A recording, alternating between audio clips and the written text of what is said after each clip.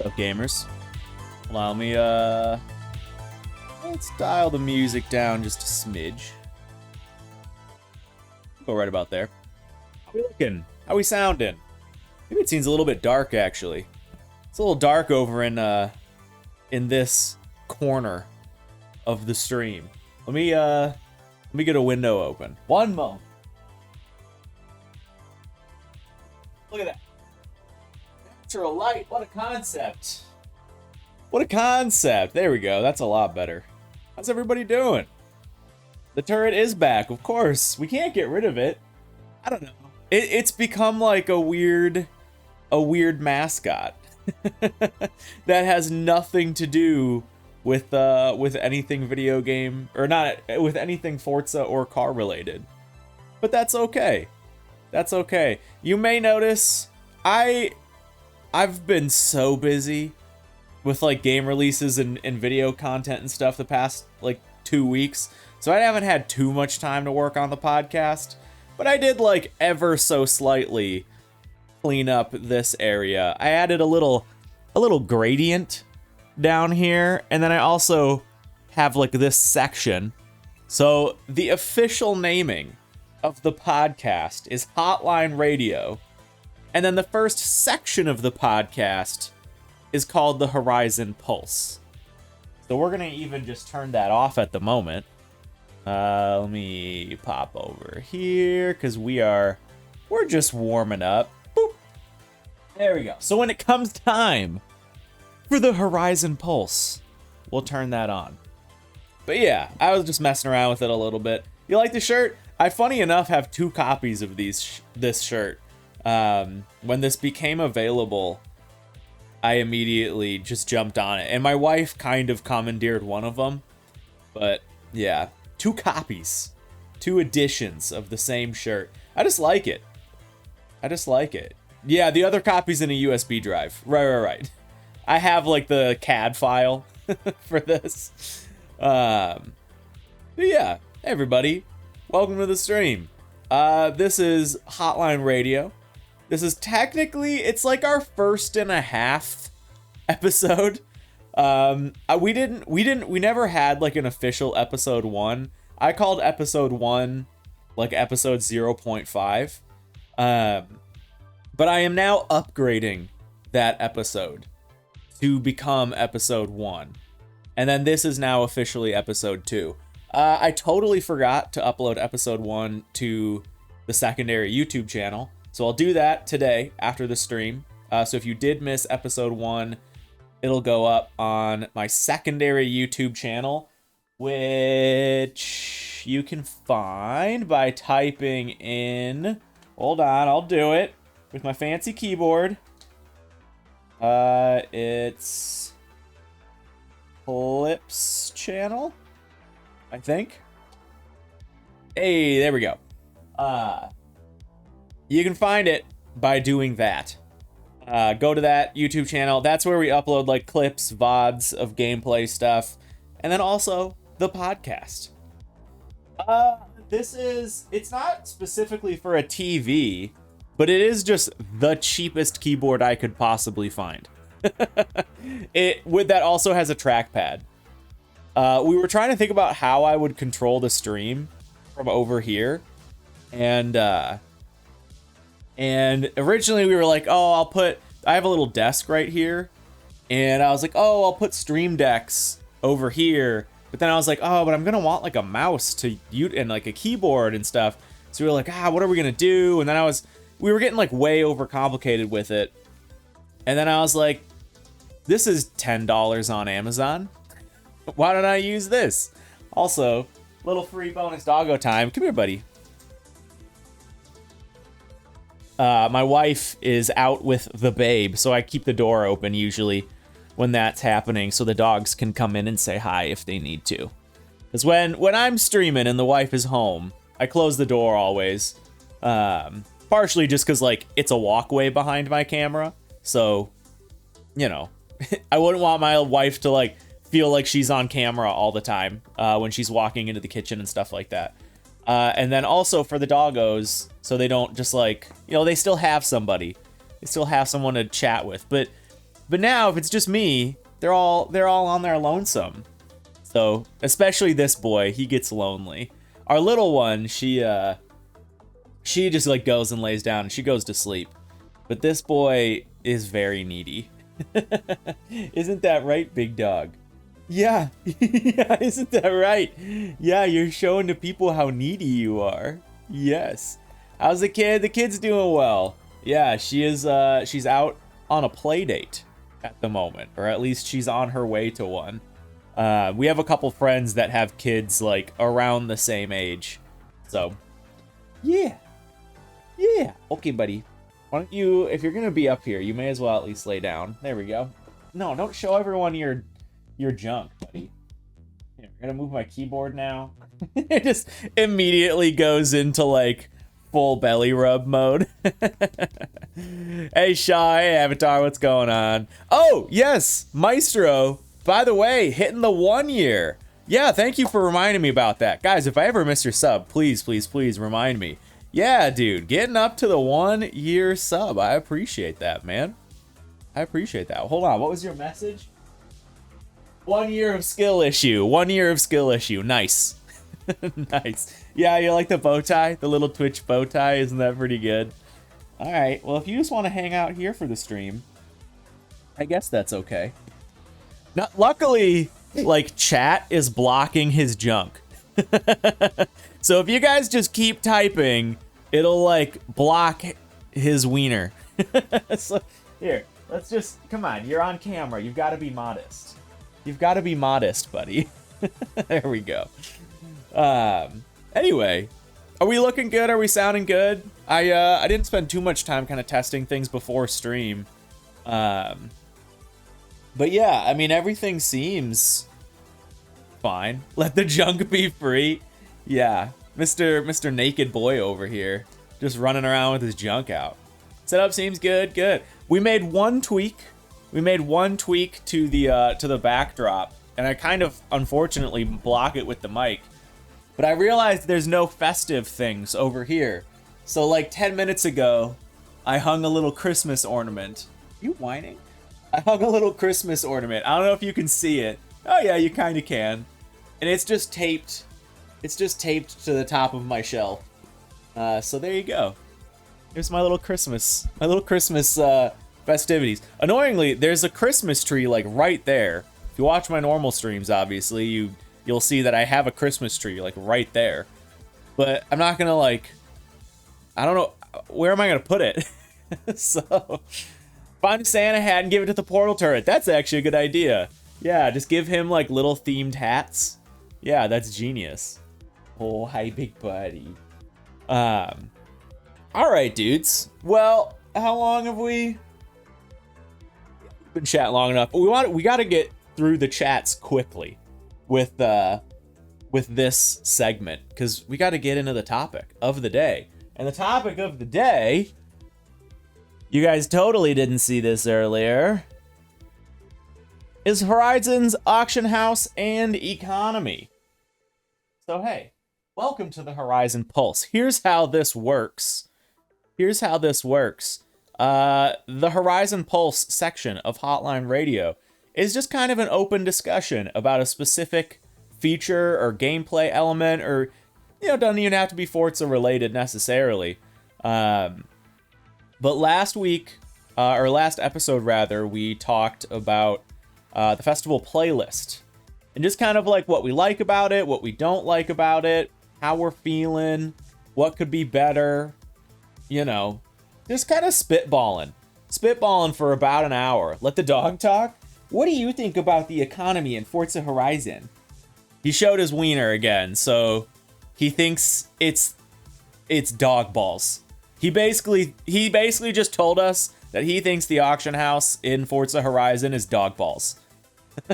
Or is he saying it's the dog's bollocks? Because that's a good thing. So we just don't know. We just don't know. My keyboard is like not safe with him around. I don't know where to put it. I guess it can go right there. I'll grab it when I need to grab it. All right, cover yourself up, you weirdo. You're gonna be here. So anyway, obviously, this was kind of a topic I was going to discuss later. I had some other stuff I kind of wanted to talk about first. But there's been a lot of drama around the auction house, if you will, as of late. And so I figured now would be kind of a good time to bring it up and talk about how the auction house works, what are our feelings on it, and how we think we could make it better just from kind of a pie in the sky, not worried about dev time sort of concept. So I kind of like the concept of starting out this conversation with asking you guys, on a scale of 1 to 10, how much do you like the auction house? We did this with the festival playlist as well. Give me a 1 to 10 of how much you like the auction house in Forza Horizon. A 3, 6.9, nice, Maestro, nice. 4, 3 out of 10, okay. Definitely some lower scores here. Used it once trying to snipe the Hoki Edition Supra, nice. 7 out of 10. Weird limits and minimums. Okay, me salts. Avatar gives it a pretty high score. 4, 4, 5, 1. All right. So I would say this is definitely leaning lower than definitely the festival playlist. I think for festival playlist, we floated around 6 to 8. Lots of sixes to 8s.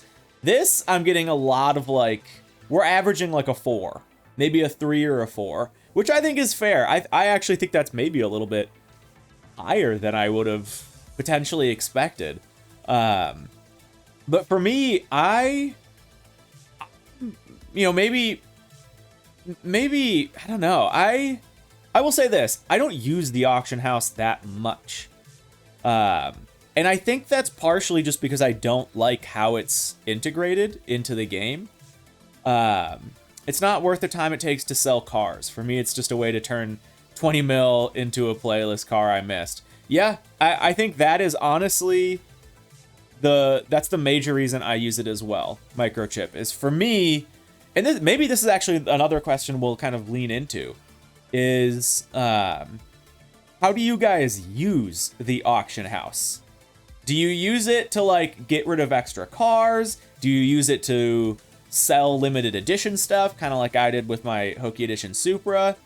Or do you just use it to pick up rare cars or cars that you missed? Because I will say personally, the only use that I have for the auction house outside of the Hoki Edition Supra has been to pick up cars that I missed in the playlist. And that's just not really that enjoyable of an experience for me anyway, which is a bummer. My biggest problem is that the auction house rewards money and money is near worthless. True. Yeah. There's not really much value in playing the auction house because there's not really much you can do with that money outside of just buying other cars in the auction house. It's like collecting money for collecting money's sake, basically. They should just let people buy and sell the cars for any price. Yeah, so we actually dove into this topic very lightly in the last episode, but I think it's worth kind of bringing this up in full. But yeah, I think, obviously, well, okay, I'll ask this. Does anybody because I'm assuming no, but I could be totally wrong here. Does anybody or let me rephrase this. Coming from the perspective of, I think a lot of people use the auction house to get rare cars. Okay, so coming into this question with that concept in mind, of many of us use the auction house to just drop 20 mil on a rare car that we don't have. With that in mind, is sniping the best way to do it? Or do we increase the limit and just let the economy balance itself? And if a car's worth 80 mil and is selling for 80 mil, then it sells for 80 mil? Or do we lock buyouts out and just say, hey, no buyouts, it's just a bidding system, and the last person to bid when that auction closes gets the car? What is the best way like, I think there's got to be some sort of necessary evil to the situation. So what is like that lesser poison? What is that lesser poison? Is it sniping? Is it just kind of sitting there and just like button comboing until all of a sudden you do it and then you're like, Y, down, down, buy, A, and then just like crossing your fingers? To be perfectly honest, I prefer sniping over 120 mil rare civics. See, I don't know if I do. Personally, like I do and I don't. For a while I used it to get cars I wanted, not rare cars. Now I don't use it much. Yeah, I think early game it has a little bit more use because you can sometimes get like mid-rare cars for less money than their normal value in the auto show. But like once you have most of the cars, then you have most of the cars. So you just don't need it. I don't like the limits. I know there's some algorithm behind it, but it feels arbitrary. Yeah, Killer Spectre, one of my mods actually sent over, because KS, don't you like mod the auction, the Forza auction Discord, or maybe the subreddit? I know you have some involvement with that. But KS kind of sent over a little like list of how it works with prices increasing and decreasing, which I thought was kind of interesting. We might be able to kind of reference that. Yeah, so Shark brings up, I think, probably the biggest issue with removing or raising limits is that a bloated economy means anyone who's a relatively new or casual player is going to get completely alienated. Because, you know, let's just say, what's like a cool rare car in Horizon? I can't, it's annoying me that I can't like think of them off the top of my head. The 8.6, I guess? The 8.6 is still rare. Sure, the NSXR. Sure. The NSXR, let's say someone comes in and they want that car. And then it's like, oh, well, it's not available in the playlist. It's not available through accolades. The only way to get this is to wait for it to come through the playlist again or get it in the auction house. So they're going to like find that out. They're going to go into the auction house. And if that car is, you know, 300 million credits, I think that might kind of turn them off the game. But I will honestly say, for me personally, I like stuff like that. I like long-term, like crazy stretch goals. I like having stuff to work towards. And I do like, you know, I think for a brand new player, yeah, 300 million credits. And again, that's just kind of an arbitrary number, but it's, you know, I think it would be feasible if things were unlocked. This dog's all over the place. I think that's an incredibly daunting amount of money, but I think it also increases the cool factor of just like, you now have a goal. You now have a goal of just like, I just bought a $300 million credit car, or a 300 million credit car, and I worked for like 6 months to grind for that, and then now I have it. So, like, I know this sounds stupid, but like, increasing its value increases its value. Like, does what I'm saying make sense? Like, if you buy the car for 20 million, it's not as cool as buying the car for 100 million. So I don't know. Yeah, 300 million would suck, but I just don't know, because like, is 20 million really the best limit? You need to find a balance of goals. It's good if you can work towards it during a week, or towards a couple months. Too far. You think so? I mean, I guess, again, I'm kind of coming from this from a perspective of like an MMO, right? Where in MMOs, people will grind for months to years to get some of the coolest gear. And that's really cool and really exclusive. Like, if you look at something like World of Warcraft with their mounts, there are some mounts that people have been trying to get for like years, and they're super rare, super exclusive, like super low drop rate. But when someone has one, it's like, oh shit, that's so cool. So I kind of like that. Coming from an MMO perspective and liking the exclusivity of rare items and being like, feeling cool for having a certain thing, I like making things really hard to get. But for what it's worth, Horizon is like the exact opposite of that in every way. Nothing's hard to get in Horizon, realistically. So, I mean, maybe it just goes against like the design ethos of the game, making something, you know, worth 1 or 2 or 300 million credits. Months-long goal is fine when comprised of several week-long goals. Feels like you're making strides. Sure. So, yeah, maybe it's a different case, because if you're just grinding out money, there's no like middle steps. There's no steps you're reaching on your way to get that goal. It's just like nothing, and then you can finally get your end goal. I get that. I don't mind hard to find cars, but I think there should always be a long-term way to make it available when support for the game stops, even if it's difficult. Yeah, we were chatting about this a little bit again in the last episode with the Backstage Pass. Wondering if the Backstage Pass is going to return for Horizon 5, which I think it will. That was, I think, a well-liked feature in Horizon 4, and I don't see them, like, axing that in Horizon 5. I think they're just waiting until we have, like, a bigger backlog of rare cars and stuff like that. I think it's heavily reliant on Forza cars being a valuable and worthwhile thing, which Forza very clearly doesn't do, re-releasing and such. Yeah, I mean, it's just tough, because it's like, there's nothing, again, it always comes back to like the reward structure of, you never really see something and think it's cool. Like, you know, I do this on my car review series where I talk about like the style bonus, and how I kind of frame that in my head is like, how cool would this car be if you saw it at a Forza car meet?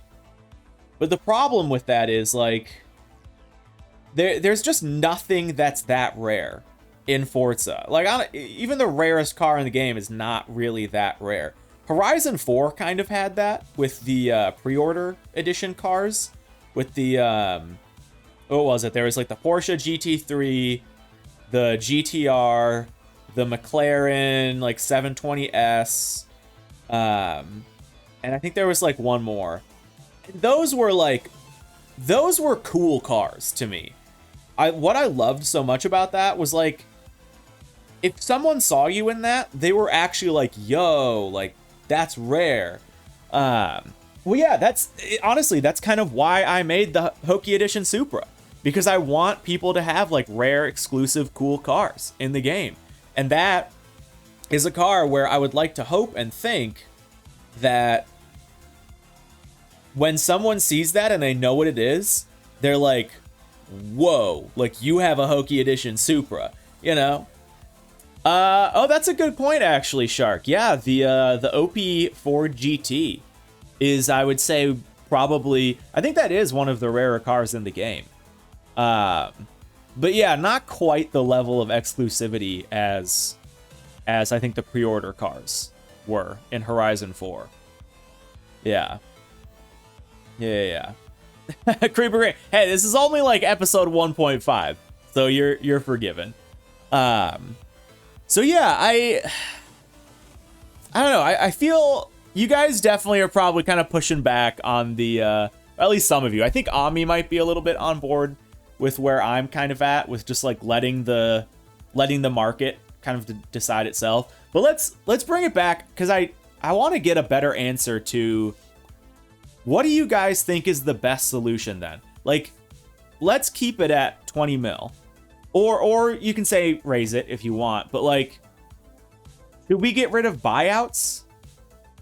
Should we get rid of buyouts entirely and just make it like, well, but see, the problem with getting rid of a buyout means the auction is going to hit 20 mil, and then what? And then what?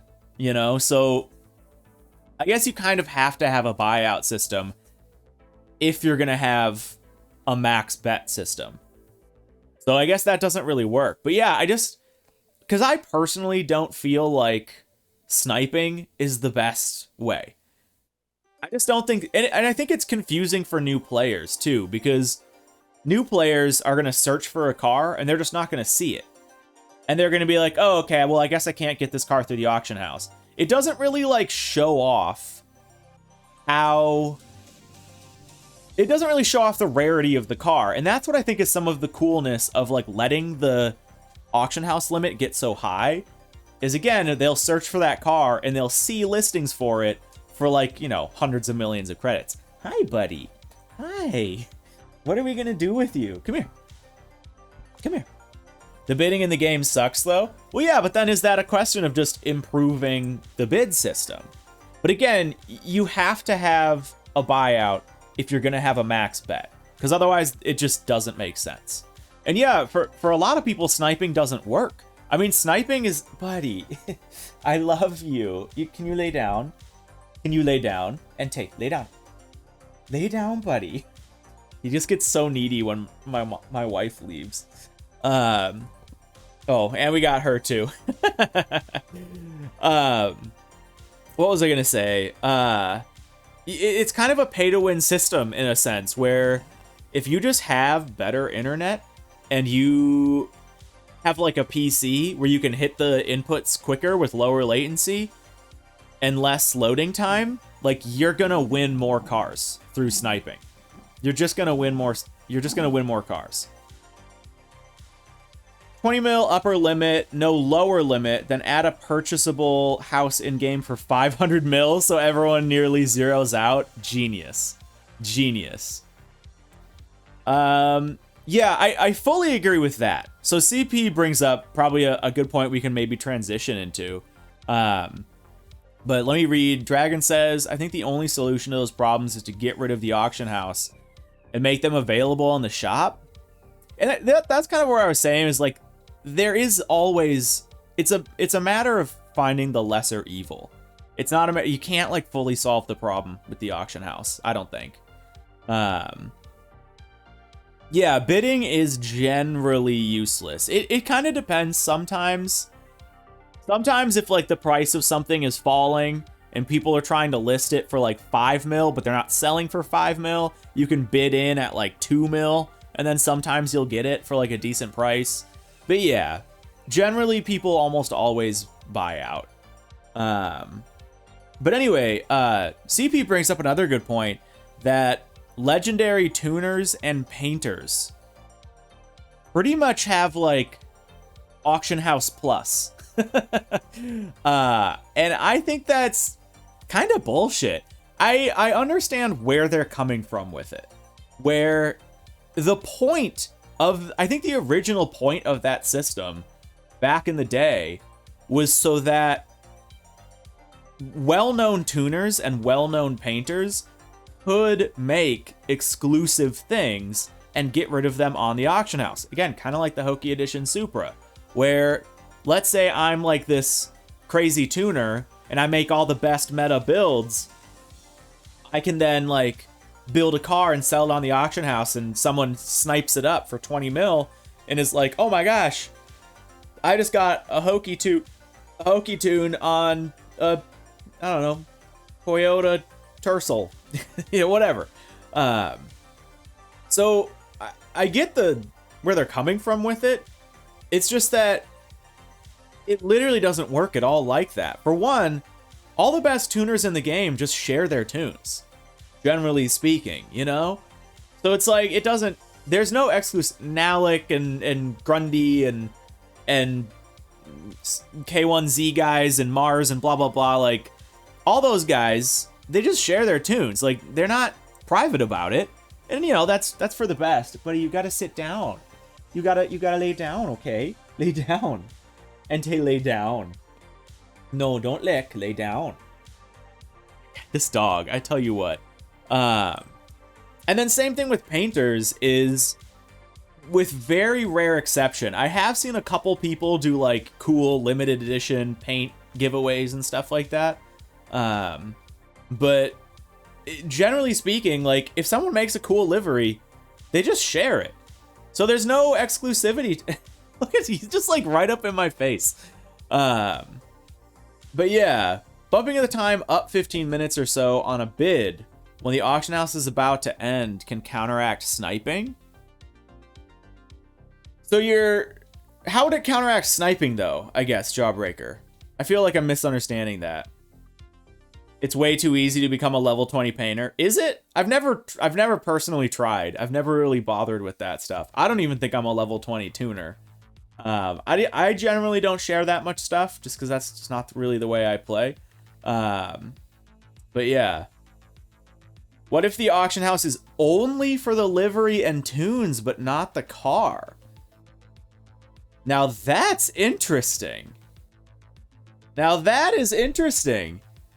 So instead, get rid of the free market of liveries and tunes and make it like a paid system where you have to buy the tune and stuff from someone. I guess, you know what? I wouldn't want that to be an auction house system, though. Because then it's like if you make a decal, what do you just like sell one of that decal?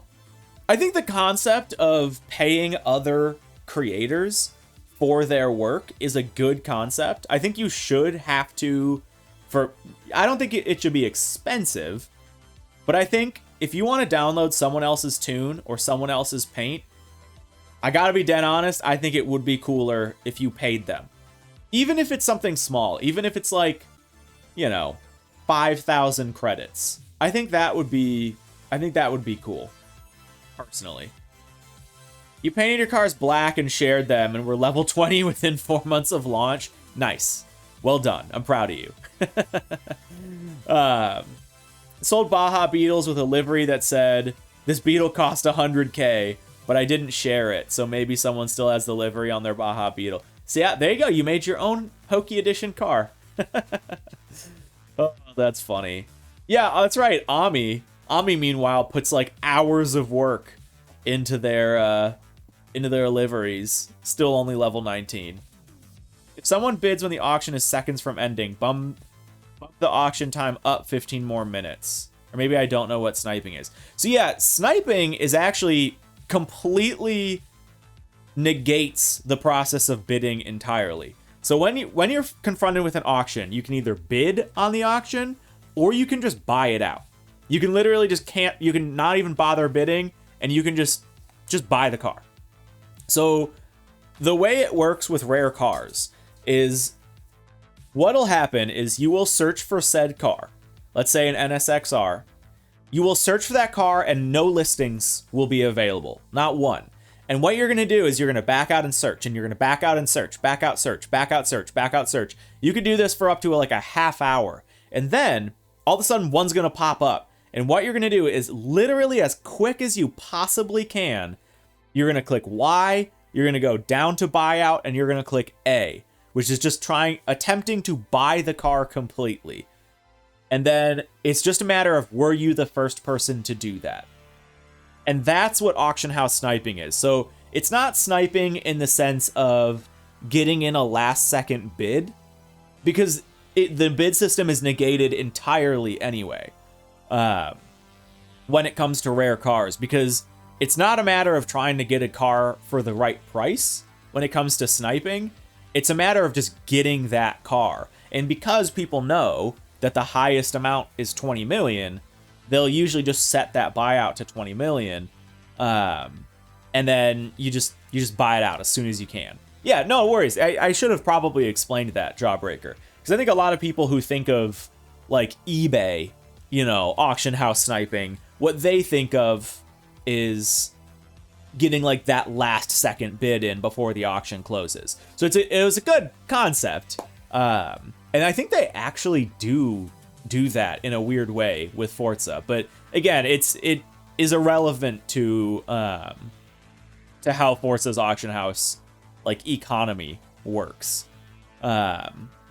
System is not all that bad. Really? I gotta be honest, I really, maybe this is more of a me thing then. I really just don't like it. I think personally, like, sniping, having to sit, like, again, if I missed a rare car,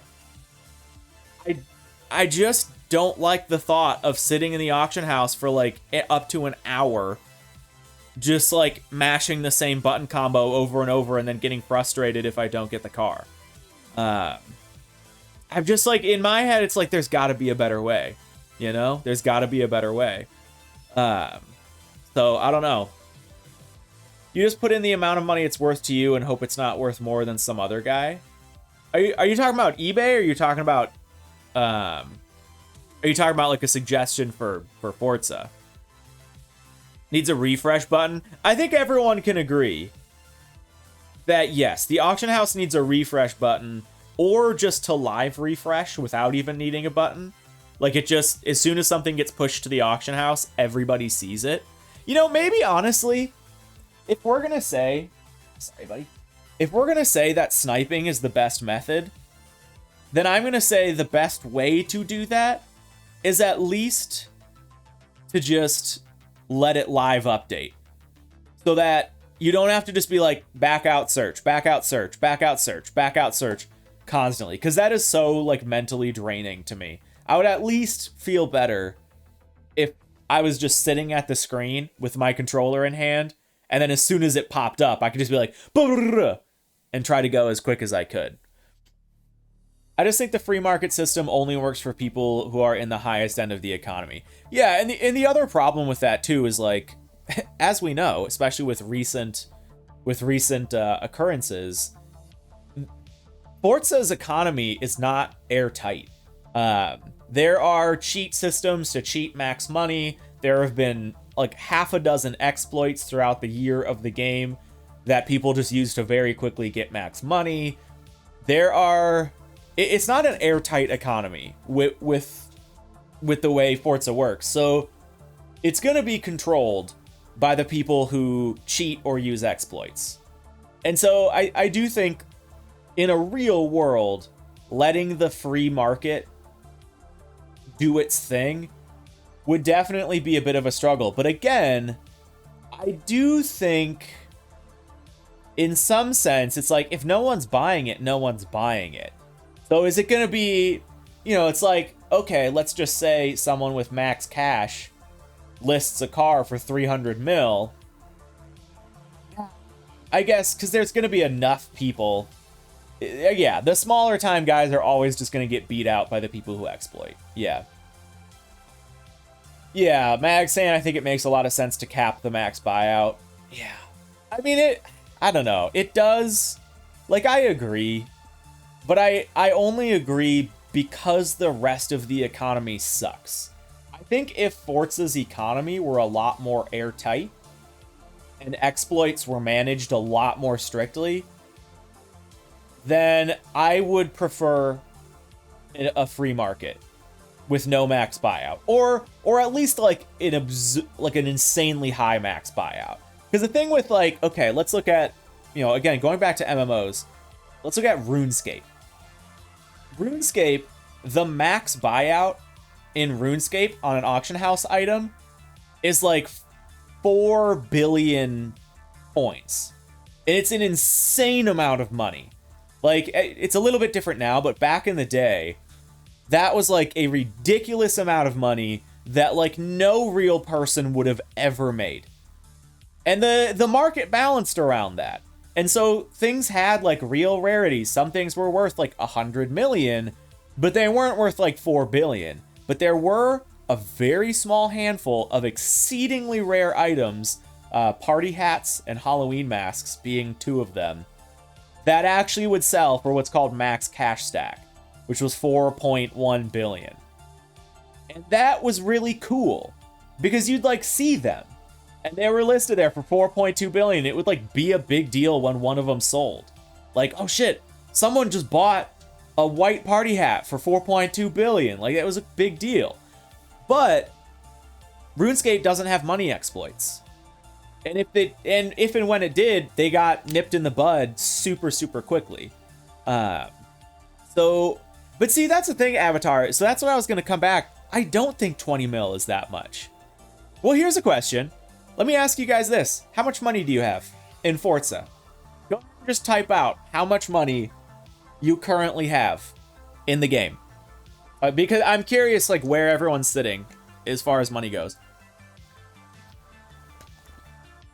12 mil, 350, 8 mil, 3 mil, 70.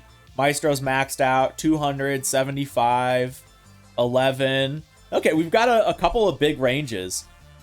11, 20, 250, 100 mil, 12 mil, 12 mil. It's funny, there's almost like two separate brackets here of the people floating between like under 20 and then the people who have like way over 20. Okay. Okay. No, that's good to know. Because yeah, I'm more of the perspective of most endgame players. And for what it's worth, I'm fairly broke too. But part of the reason I'm fairly broke is because a lot of the times I miss auction house cars and I have to pick them up for like 20 mil. I'm also sitting on a shitload of wheel spins. So although I realistically have, I think like ballpark 20 mil right now, I probably, if I were to spend all my spins, have closer to like double that. I don't know. I don't know how much a spin is really worth, but I floated around like 50. I think the most I've ever had is like 60 or 70 mil. But the thing is, I've never grinded for money. I mean, you guys know how I play the game. I pretty much only play the game on stream with you guys, which really doesn't make that much money. And I also don't play the game, and then I also do the festival playlist, which really doesn't make that much money. So I like never play the auction house. I never like sell rare cars or anything like that. I never like grind or like try to make money. And I've always floated between like 20 and 50 million. And then I feel like people who do make money, people who do try to make money, they get well into the 100 millions. And so there's quite a few. But it is interesting how like there's totally two separate brackets. Totally two separate brackets. I'm still confused as why people don't use wheel spins. It's free cars. Here's why, Tesco. Here's why. There is one specific reason that I don't use wheel spins, and it's because every now and then, on very rare occasions, they will release a new car available through the wheel spin, and I want to have wheel spins stacked up to try and get that car. They did it with the Hot Wheels cars, where you could get the Hot Wheels cars like before they officially released through wheel spins. So there were some people that had like 400 or 500 wheel spins saved up, and as soon as those cars went live, they just spent a bunch of their wheel spins and immediately got those cars. So that's the only reason I save my wheel spins at this point. Otherwise, I would spend them. I used to spend them. But yeah, exactly like Hot Wheels. Yeah. Stormbot says in Horizon 4, I had well over 100 mil. Horizon 5, I have a bit under 20. Yeah, they definitely toned things down a bit for Horizon 5. Wheel spins have a clothing magnet. Hey, eventually you will have all the clothing items and you'll stop getting clothing. Yeah. Yes, so that's another thing. Yeah, Shark. I also feel like money making can be pretty separate from playing the game. Yes. If I'm understanding what you're saying, it's not Horizon isn't really a system. It is and it isn't, where kind of everything you do does make you some money, but it's way more, if you want to actually focus on trying to make money, then you do need to like stop playing the game you want in the way you want to and start like grinding. And it's a really boring grind depending on what you're doing, whether it be like grinding out skill points to like buy cars and then get to a super wheel spin or whatever it may be. If you're actually grinding out money, it is so boring. And that's a system where, again, you know, I think for me it's so easy to go to MMOs because MMOs are known for having like big economies. A lot of times grinding in MMOs is at least like partially enjoyable. Like you're at least like doing your daily missions or like going and killing a bunch of guys or like doing dungeons over and over. Like, don't get me wrong, grinding has a negative connotation for a reason, but I do think that generally speaking, grinding in other games for money is generally more fun than it is in Horizon. In Horizon, grinding for money is so like obtuse and just so dull and boring, and you're not even really playing the game. So yeah, you have every car in 70-ish mil. There's no reason to spin my wheel spins. For me, I want to spin them just to get rid of the notification. Yeah. If I really wanted money, I could just sell my festival playlist cars. Yeah. Yeah. No, that's honestly, it's one of the better, more like normal ways, I think, to make money is to grind the playlist for the rare cars and then sell off the rare cars. Like, sell off your rare duplicates. Yeah. Yeah, exactly, Magnus. AFK farms are just super boring. Yeah. Perfect balance between earning money quickly and avoiding a boring grind is selling your rare cars that have been announced as free rewards in the next series to fools who don't know that. Sure. Yeah, just keeping an eye on the updates and knowing like what's coming up. Yeah. No, for sure. That makes sense. Do rivals getting better at tracks and get some spare change? Yeah. I mean, the thing is, like, again, you can play the game to make money. It's just significantly less efficient. But that's kind of the weird thing is there's no, like, good way to make money in Horizon. It's because they built it around a structure of, hey, we're just going to give you money for doing stuff. Like, whatever you do, we're just going to give you some money for that. So it's kind of balanced out in a weird way, but it's just not very, I don't know. It's just not a great system. Grinding in general is boring. I'd much rather discover new strats and explore rather than repeat the same hyper-optimized strategy for hours. Yeah, I mean, I agree, generally speaking, but I think if the optimized strategy is fun, then it is fun. Like, again, going back to MMOs, sometimes there's like one dungeon or like one boss even, where you like go and kill that boss as much as you can, hoping for like a rare drop from that boss. And that can be kind of exciting because especially when you get that rare drop, you're like, woo, I just made like 100 million. That's so exciting. And Forza doesn't really have that, where there's no like, ooh, I just struck it rich system, I guess. I don't know. Yeah, you have fun or you get money. Or like efficient money. Yeah. Online and Rivals makes you a ton of money, but nowhere near as much as exploits. Right. There isn't really a need to make as much money as you do with exploits. There isn't. I mean, yeah, right now, yeah, again, I've never bothered grinding for money because I've never had any reason to grind for money. But if all of a sudden they started releasing a bunch of like expensive stuff that was like cool and exclusive, I would be in a tough spot because then I would be kind of forced to grind, and the grind in Forza just kind of sucks. Like, I don't know if it would just be a situation where I would choose to make less efficient money. Like, would I choose to be less efficient and have more fun and just like do rivals or do online or something like that? Or would I be like, nah, I'm going to make money as efficient as I can, even if it's like unbelievably boring? I just don't really know where I would sit with that. And unfortunately, I would probably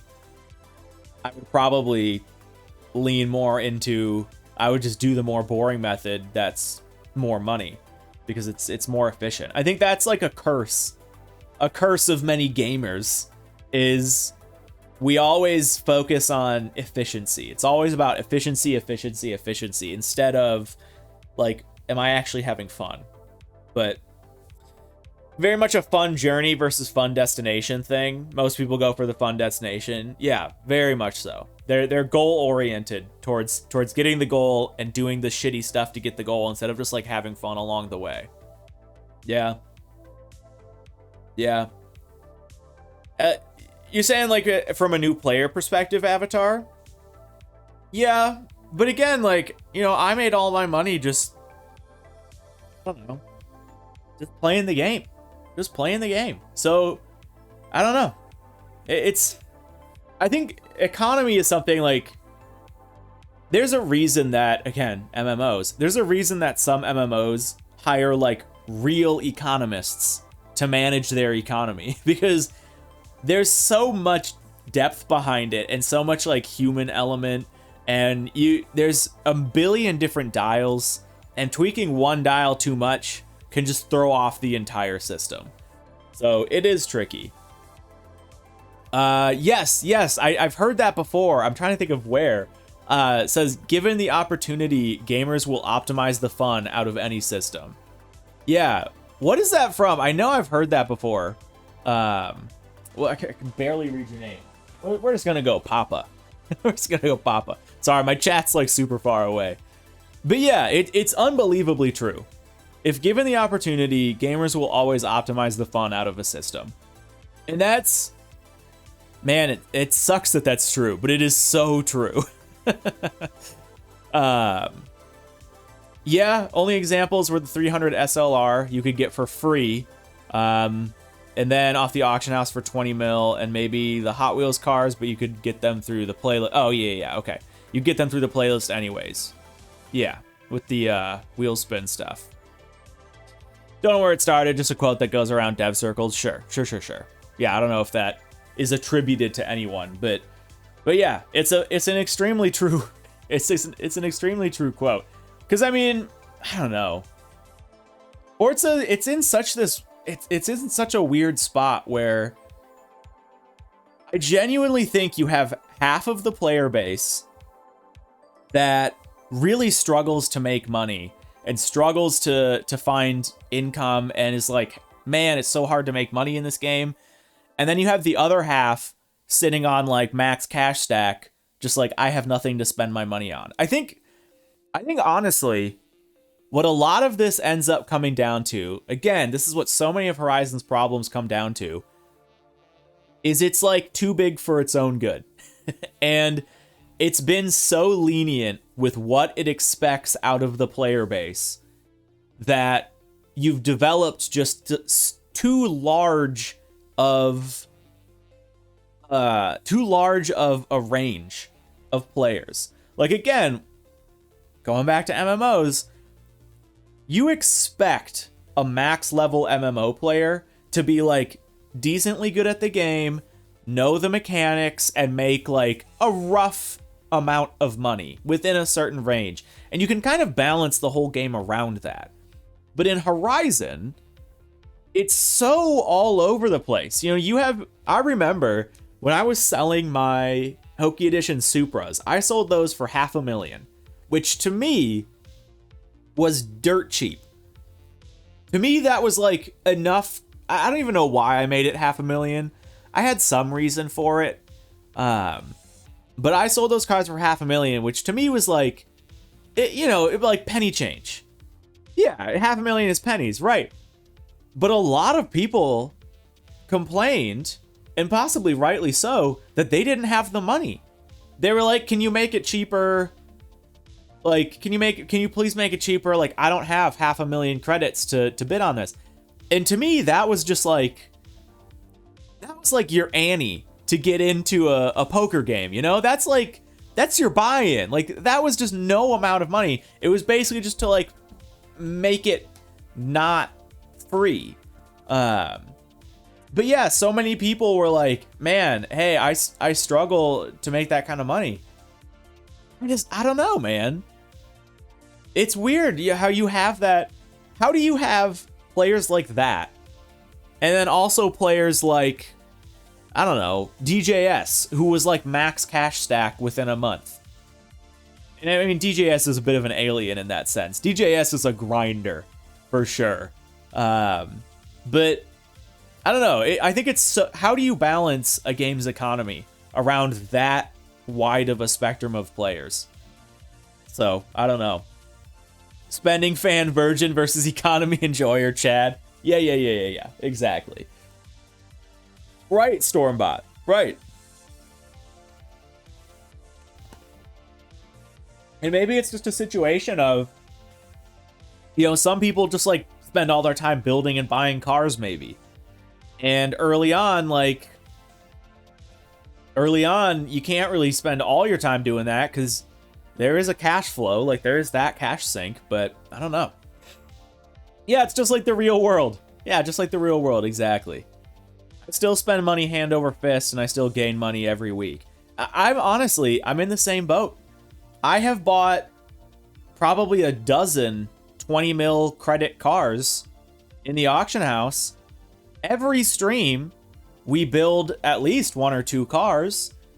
I'm like, I have never really once, like, I've never really once in the game made a decision based on how much it would cost, or like not done something based on how much it would cost. I'm basically a Forza 1%er. It is just like the real world. But yeah, I think a lot of us are in that boat where at a certain point of the gameplay, money just becomes no object. Like, it's not even something I think about. If I see a thing, I click the buy button. I don't consider the price of parts, the price of cars. I guess those are kind of the only 2 things you can buy. And that's how I think a lot of players are. But then again, that's only a portion of the player base. So I don't know. I think maybe again, it's not a situation of solving that problem through the auction house. Maybe it's a situation of solving that problem through some other end game money sink. Where, you know, I think someone said it earlier kind of as a joke, but like, make like a 500 million credit house. Okay, so here, okay. If we're gonna keep the buyout limit 20 million, which is fairly easy for a new player to achieve in a set amount of time. Like, it's an achievable goal.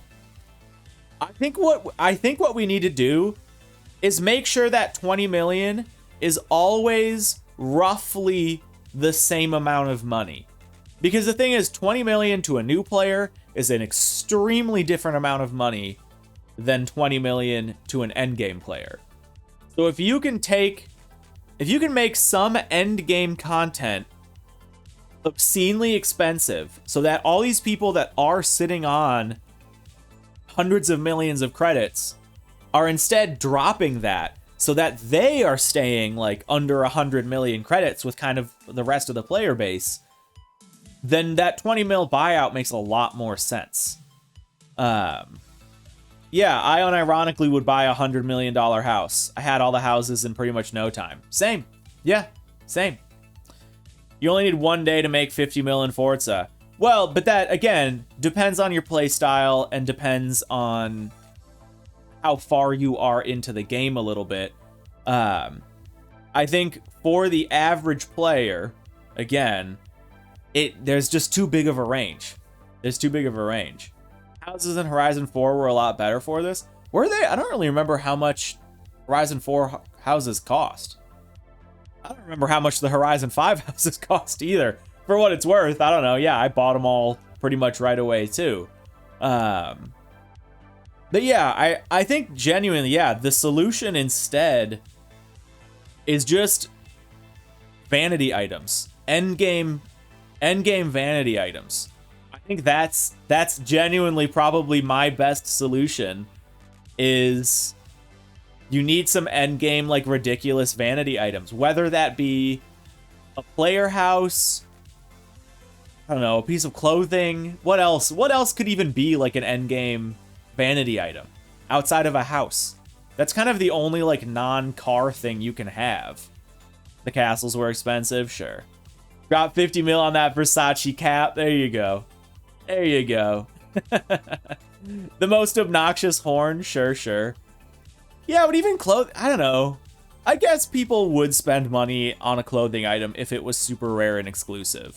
But I think people are so jaded on clothing parts anyway that they're kind of just like, eh. Like, for me, let's just say there was $100 million clothing item and $100 million house. 10 times to 1, 100 times to 1, I'm buying that house. Like, if I really have nothing else to spend my money on, sure, I'll drop 100 mil on a clothing item, especially if it is something kind of cool, but it's going to be the house almost every time. Papa saying just better clothes and emotes. Yeah. I mean, yeah, I get that.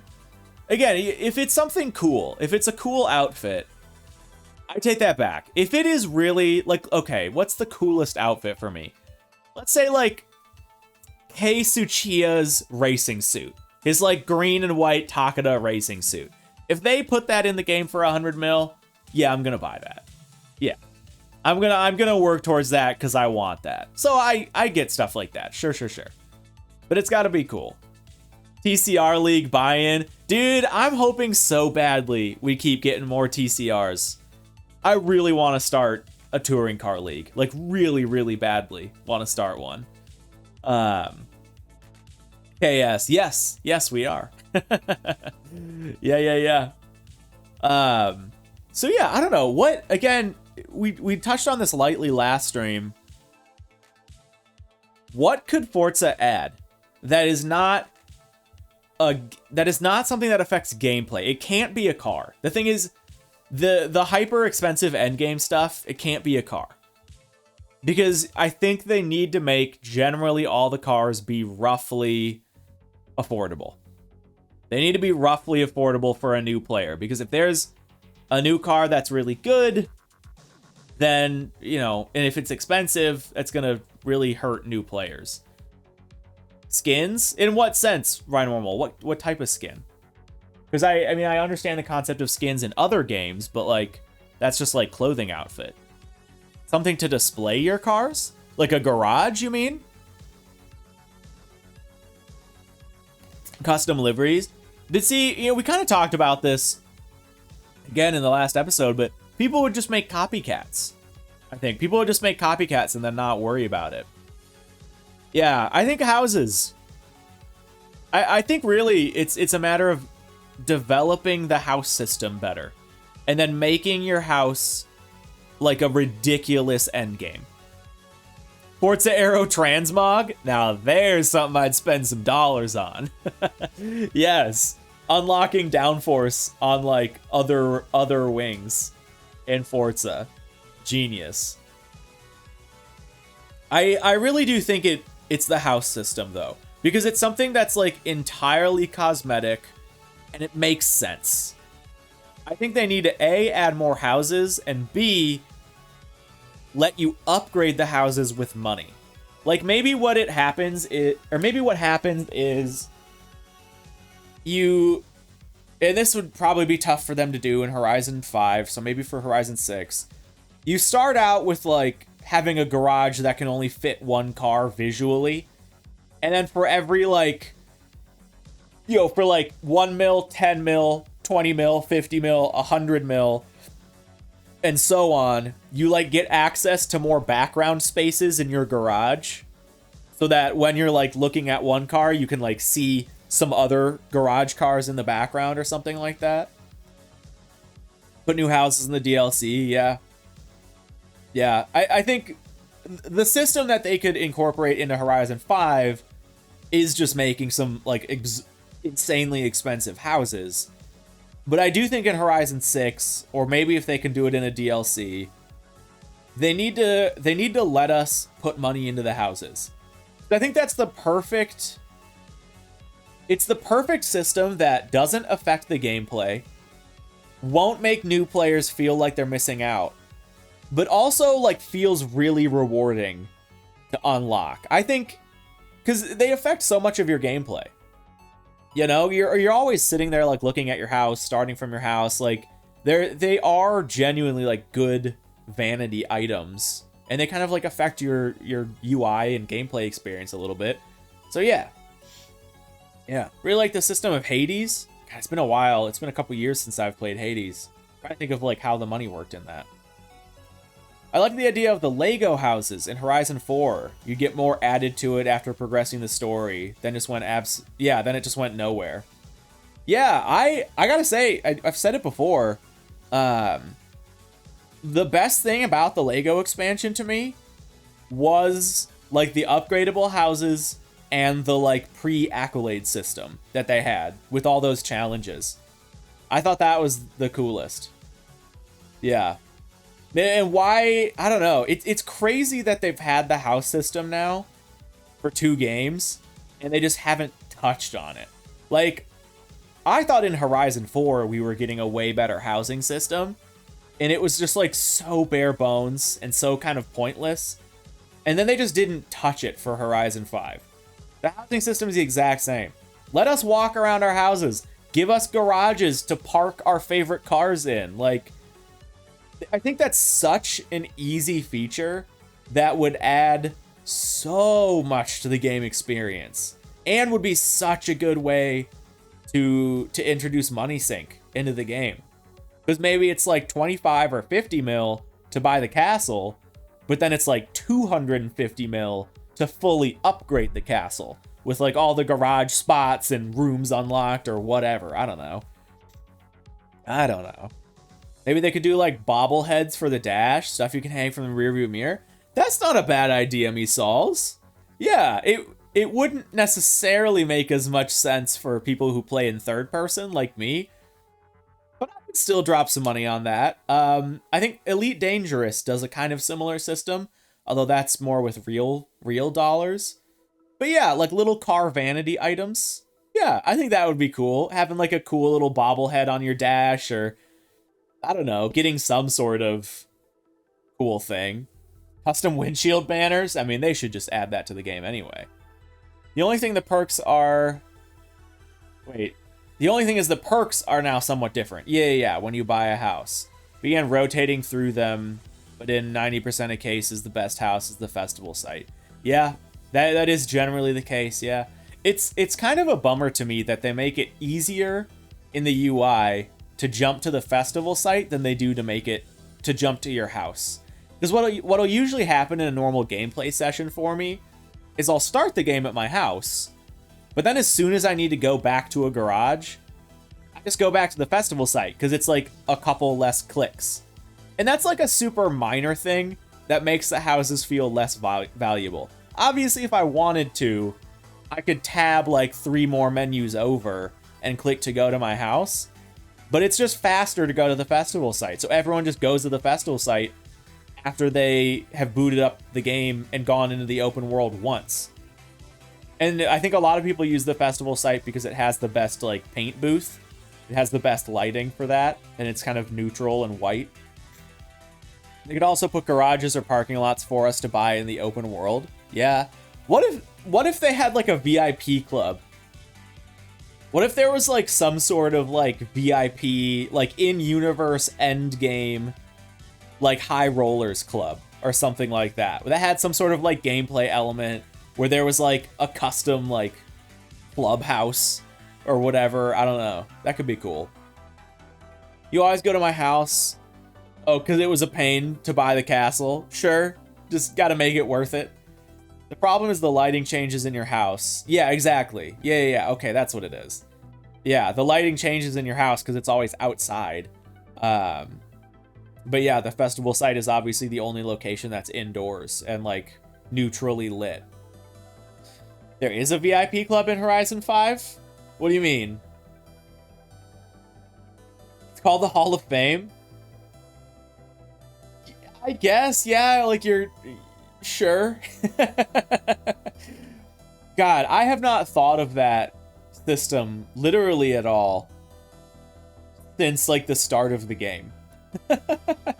Man, it's a bummer too, because it's one of those things that is kind of cool, because it's like you go over to that spot of the festival site and they have that leaderboard, and like they even display characters like gamer tags or whatever on the in-world billboards, but like it's entirely fucking pointless because everyone who's played the game more than like 15-20 hours is on the Hall of Fame. So what does it matter? They just need to introduce Hall of Fame 2, the Hall of Fame of Fame, the hallway of fame, the corridor of fame, perhaps, and then make that like much more exclusive. Yeah. They massively failed in the HOF's mission to make the trial. better players. Yeah. Yeah. The Hauler of Fame. The Hall of Famer. The Wall of Fame. There you go. You got into Hall of Fame after like 5-ish hours. Yeah. It is funny because, yeah, it's like literally like every player's in the Hall of Fame. It just, I don't know, man. The bar is just too low. The bar is just too low for that stuff. They need more high-end stuff, more stretch goals. And with those stretch goals, I think comes higher end or bigger money sinks. Bigger money sinks. Yeah. How long have we been live? Hold on. Hour 20. Okay, we've kind of hit the hour mark. All right, let's start wrapping up this conversation here. Let's get some final thoughts. Let's get some final thoughts on the auction house and the economy. I think the agreement is we need to keep the buyout as long as the economy is so diverse and so like not well restricted. You need to have buyouts, otherwise things are going to get way out of hand. And cars are going to go for like max cash stack and it's going to block out, you know. Yeah, okay, a great way to say that, Shark. Fix economy first, or the auction house won't ever work. So fixing the auction house isn't necessarily a matter of fixing the auction house, it's a matter of fixing the economy. Yeah. So I think that's thing one. And then I think thing two is we need to have more endgame money sinks, more endgame vanity items that are valuable, that people who have exorbitant amounts of money can just pour their stupid cash stacks into. And then I think everyone can agree we need an auto refresh or just a refresh button at the least. I don't know if there's any solution to cut down on like auction house bots. I don't really think there's anything you can do about that. Maybe there's some system, I don't know. Is it too late to fix the economy? I don't think so, because I think if you were to introduce big money sinks into the game now, then that would go a long way towards fixing the economy. I do think the game is built on broken systems. And I think, you know, there is some issue to that, where it's like, yeah, you can't quite fix that, but I do think you can go a long way towards fixing it by introducing bigger money sinks into the late game. Like, release expansion 2 with $100 million house. That'll at least help, you know, a little bit. I don't know. And then obviously crack down harder on exploits and stuff like that. Biggest issue... Wait, that's my biggest issue. Oh, with making the game cross-platform. Instant bot mod issues, but that's a whole different topic. Yeah, I mean, again, you know, the introduction of launching the game on Steam and just having the game on PC in general means that it's way easier to edit save files and hack things and use bots that are just obviously can click and navigate a menu quicker than a human can. Yeah, I mean, that's the problem. And there's really no solution to it. You know, you have this issue in real life with bots scalp real things. Bots were scalping consoles. Bots were scalping Pokemon cards. Bots are scalping sneakers. They're scalping graphics cards.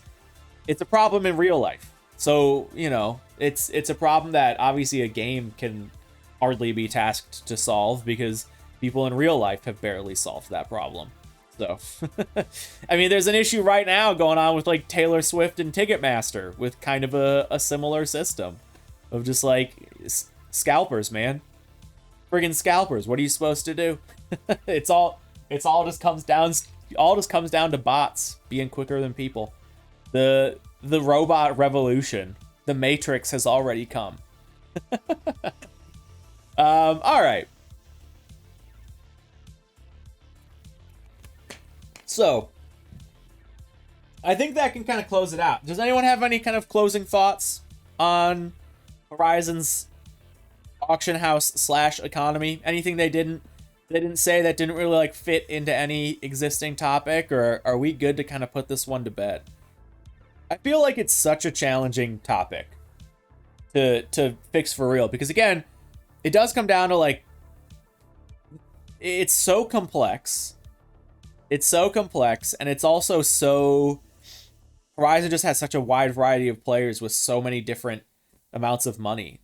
So, Escape from Tarkov has an anti-bot CAPTCHA system where it tells you to press a specific item when making too many requests on the auction house. Oh, that's... Yeah, you could do something like that. Yeah. Little CAPTCHA bot or something. My largest problem with the auction house, to be honest, is that the Hoki Edition Supra is not on it. That would be cool. It'd be so fun. See, it'd be so fun to see like how much that car could actually end up going for. I've seen in a couple different threads people offering like well over 100 mil in order to get it. Okay, let me actually say this to end this out. KS was bringing this up to me earlier.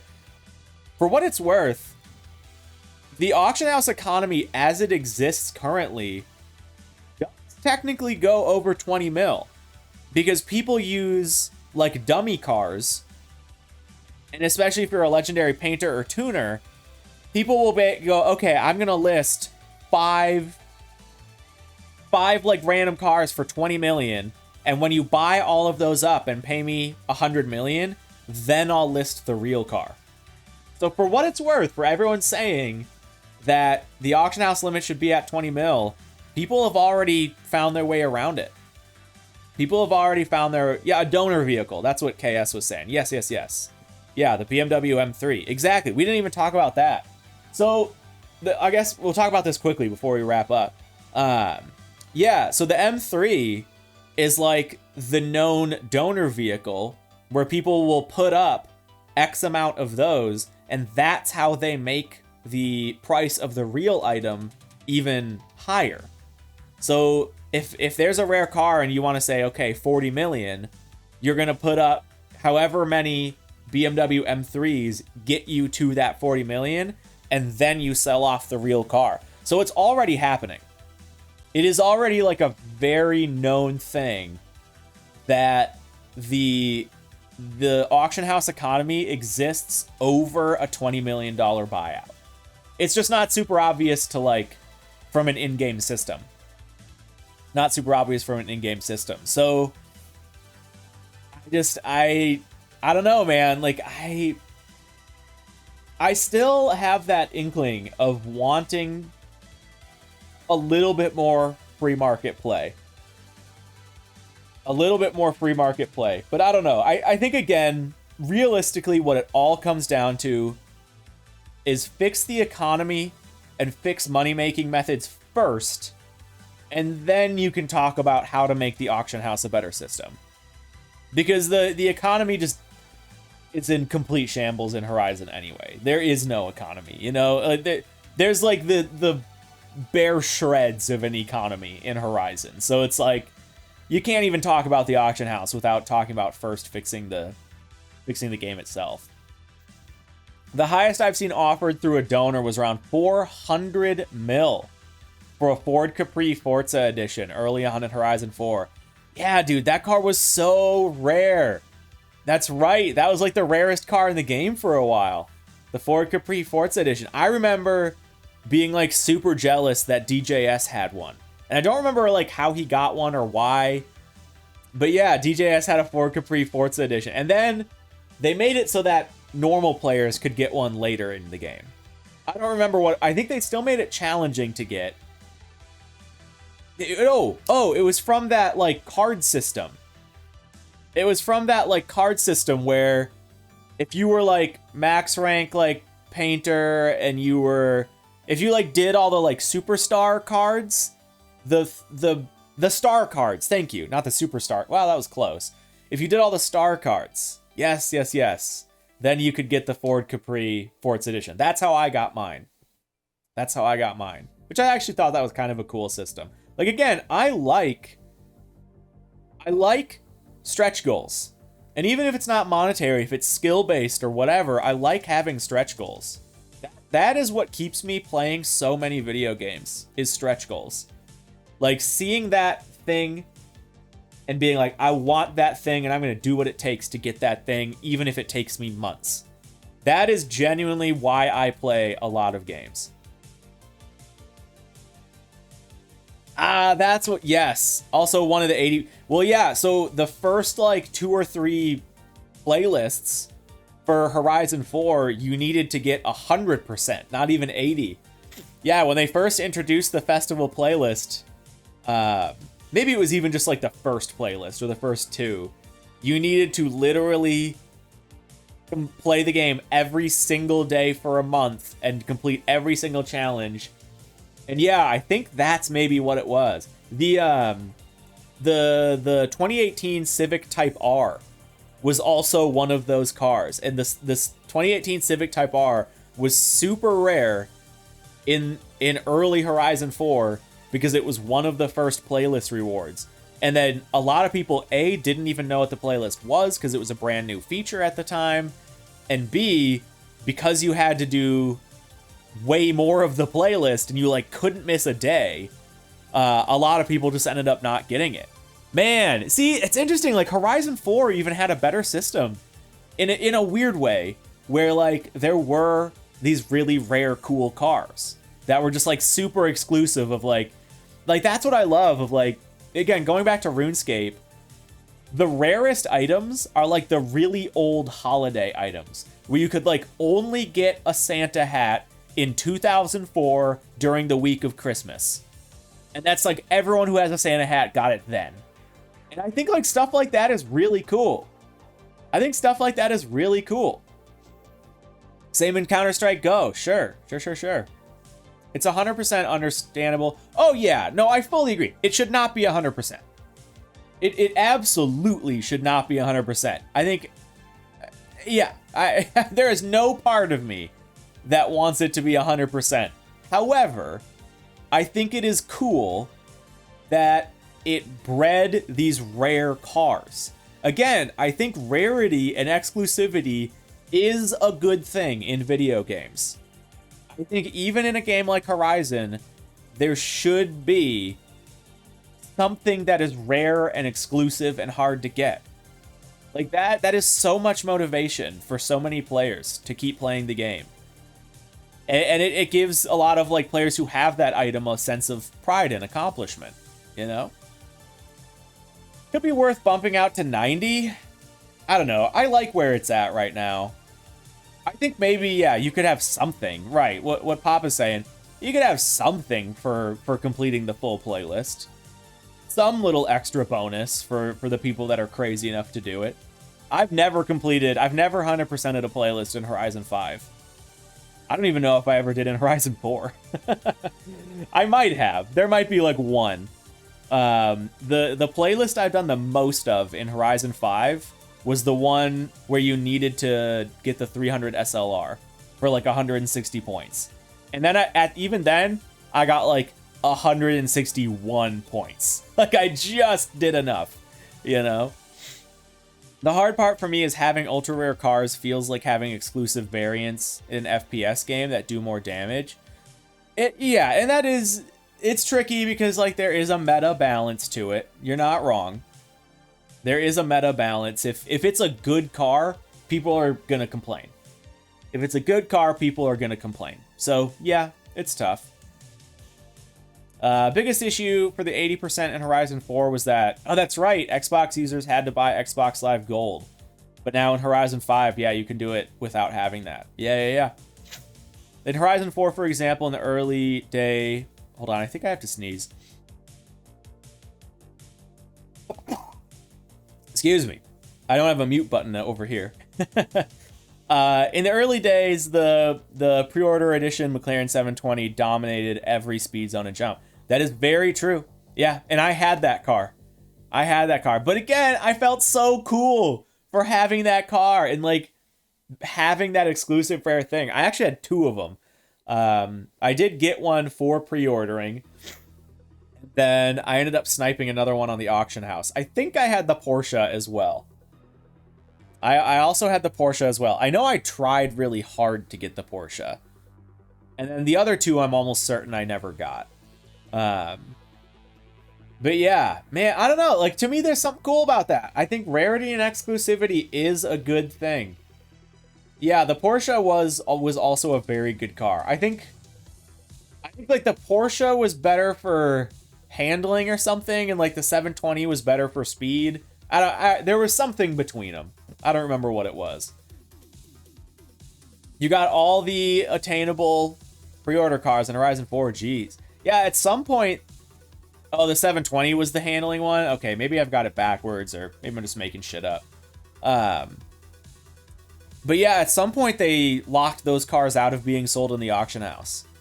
Which kind of sucked, because I wanted to get all of them, but I ended up not being able to. And then they even brought a couple of them back. I don't know if they brought all of them back, but they did end up giving you more opportunities to get those cars later on. You had everyone, the DB11, yep. Yeah, that's right. They were available through special Forzathon shops. Yeah, like, oh man. You know, here's what I'm going to say. I think a good way to do the exclusivity thing is to make more Forza Edition cars. You know what? God damn it. This is the solution to all the problems. Make Forza Edition cars cool again. You don't necessarily... I think one of the maybe downsides currently is that Forza Edition cars are usually better than their non-Forza Edition counterparts. That was the issue with the pre-order cars as well, is they were better than their non-pre-order counterparts. So maybe don't do that, but like maybe give them... obviously give them their own custom livery with like the gold license plate and stuff like that. And B, maybe give us like a custom kit or a custom aero bit for it. Like, even if it's just a custom wing or a custom front bumper or something. Like some small cosmetic thing that sets it apart from the standard edition and make that shit cool and rare. And then like for Christmas, like what if, because okay, we know, for example, that this Christmas we're getting limited time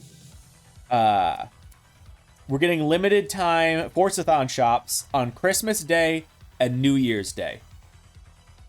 What they should have done is on those days give us a new special Forza Edition car that are only available those days. Because it won't affect gameplay at all, but it gives someone something cool. Do all the Forza Edition cars have unique parts? I know a couple of them do. Yeah, okay, yeah. CLK F Forza Edition has a unique wing. The Huayra has custom... Okay. More of them had it than I thought. I knew about the CLK. I did not know about the Huayra. Okay. So yeah, give them all something to set them apart. A unique wing, a unique... Even if it's like a unique paint color, you know, we know they have the capability to do like unique paint colors and stuff like that. Give them a unique paint color or something. I don't know. I don't care. Special cars where you can change wheels without changing tuning or breaking downloaded tunes. I mean, that would just be impossible. Not impossible, but that would like break their system of how the physics and everything works. Although, you know, I do agree that should potentially be an option. But yeah, the mini Forza Edition was really good. Oh, really good idea, but the car kind of sucks. Sure. Huayra FE just has the Zonda R-Wing, but that's fine. That's cool. Sure, just give them something. I don't know. The Maserati, Corvette, 350, and Merc truck all have unique stuff. Okay. Wow. Oh, there's way more than I thought. I did not realize. Literally, like, the one that came up in my head was the CLK. The CLK wing. I didn't realize that many Forza Edition cars did have unique visual customization. Obviously, we've got the Anniversary Edition Viper. And I will say, like, we need more stuff like that. I think, you know what? The Anniversary Edition Viper, I think is fucking awesome. Now, granted, it's an extremely good car. So it is tricky because people who want that car are going to be in a tough spot because that car was only available for a small period of time. And it's really good. So, but I think that was a really, really cool thing to do. Special edition car. It's got a windshield banner on it. It's got a custom kit, custom wing. That's what we need more of. I think we need better Forza Edition stuff, and they need to use Forza Edition. They need to use Forza Edition stuff as better rare car rewards. Yeah. Okay, just make the Forza Edition system better. That's what we need. And I mean, like, because here's the thing: how freaking hard can it be to make more Forza Edition cars? Even if it is something as simple as giving it like a gold license plate and a cool windshield banner, even that's something. I don't know. Anyway, dudes, the conversation ended up going out like 20 minutes. We tried to end this conversation like 20 minutes ago. We are kind of coming up to the 2-hour mark, so we're gonna shift things over to Need for Speed Unbound, which means I'm going to take this down. I don't have graphics for the next topic. So what we're going to do is just hide that. There we go. There you go. Yeah, right, Shark. Right.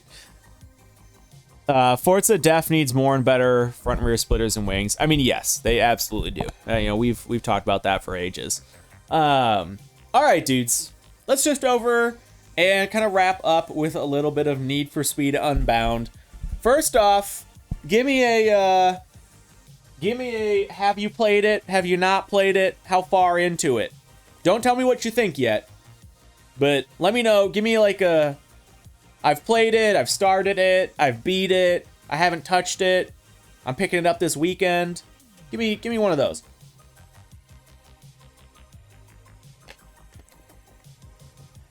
Lots of people that haven't played it yet. Okay. Maddie just finished the story. Magnus is in early week 2. Rhino waiting for a sale. Patient gamers. Completed your 10-hour trial. Sure. You're hoping for it. A couple people are like hoping maybe to get it at around Christmas or something. Avatar. Okay. All right. We'll buy it at some point. Finish Prologue. Just bought your first real car. Still can't figure out handling. Fair. Yeah, okay. You're actually interested in it? Cool. All right, so we've got a pretty healthy mix here of people who like haven't played it, people who want to play it, people who are kind of midway through or a little bit early into it. Yeah, I've got to say personally, we beat the game yesterday. So, and actually I'll tell you this, because this is new information for all of you except like 2 or 3 of you that are in my council chat. But we beat the game yesterday on stream, and then we pretty much spent like an hour or 2 trying to make a good drift build. And we couldn't. Drifting in the game is so bad. It's so bad. I ended up later that night diving into the darker spaces of the internet and somehow finding myself with a very large amount of money in Need for Speed Unbound. That would allow me to test a lot of different cars without worrying about money.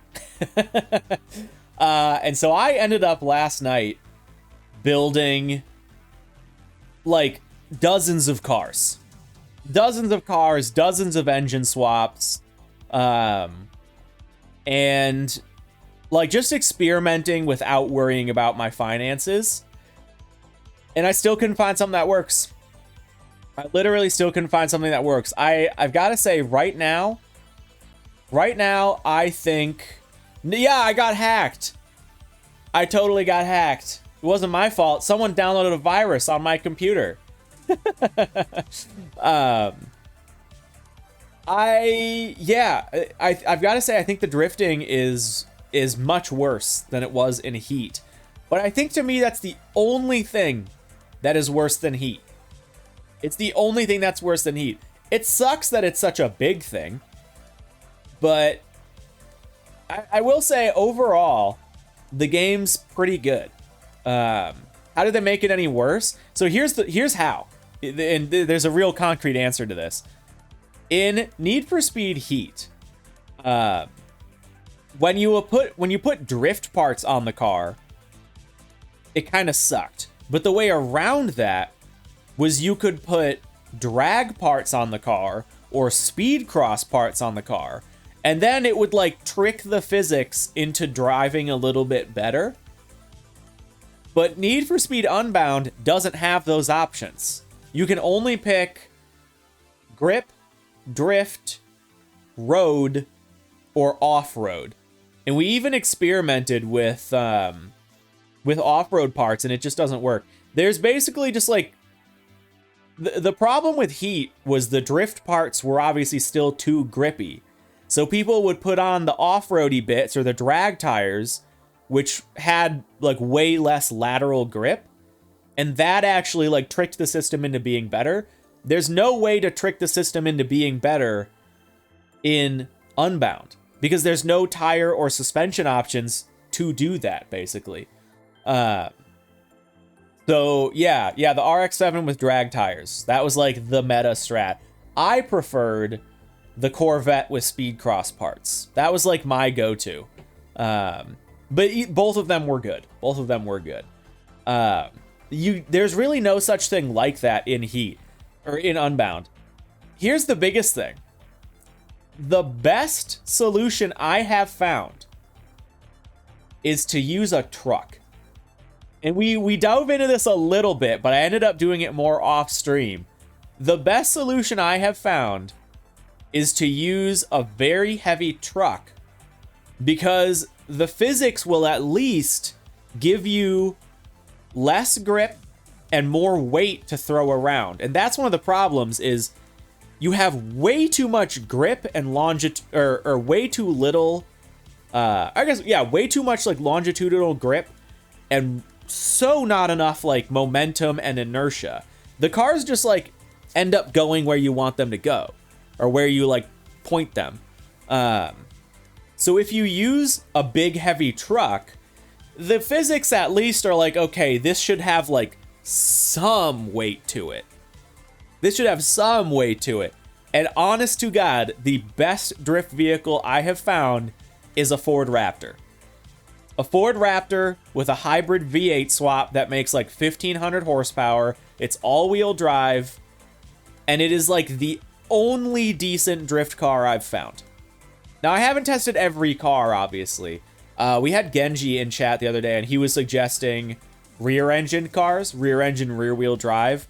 I tried a couple, really didn't like them. I tried the Viper. The Viper was awful. Yes, Tesco, it's that one. The Viper was an awful drift car. I did actually go back and try the Z. I bought my Z back and drift tuned it, and it was like, it was okay. And that's the thing is like, you guys saw on stream, there were some that we could make okay. Like the RX-7s, or the RX-7 and the RX-8 were like okay. I don't remember. We tried a couple others that were like halfway decent. But to be dead honest, nothing drifts better than the pickup truck. Nothing. And I really am. I'm gonna go in and mess with it a little bit more. But I think two things. One, it's a big issue because in Heat there were no drift races. There were no drift events. There was a drift storyline, and that's like kind of the closest we got. And there were open world drift zones, but in this game there are like important big drift races. And so drift is a bigger, I guess I'll say this. Drift is a more important event in Unbound than it was in Heat. There were drift events in Heat, Not outside of the story. Not outside of just, like, going to that one dude. There weren't, like, you couldn't just, like, go to a drift in the same way you could go to a race. There were? No. Really? All right, maybe I'm wrong about that. I don't remember that whatsoever. Maybe it's just because I never did them because they were just god-awful.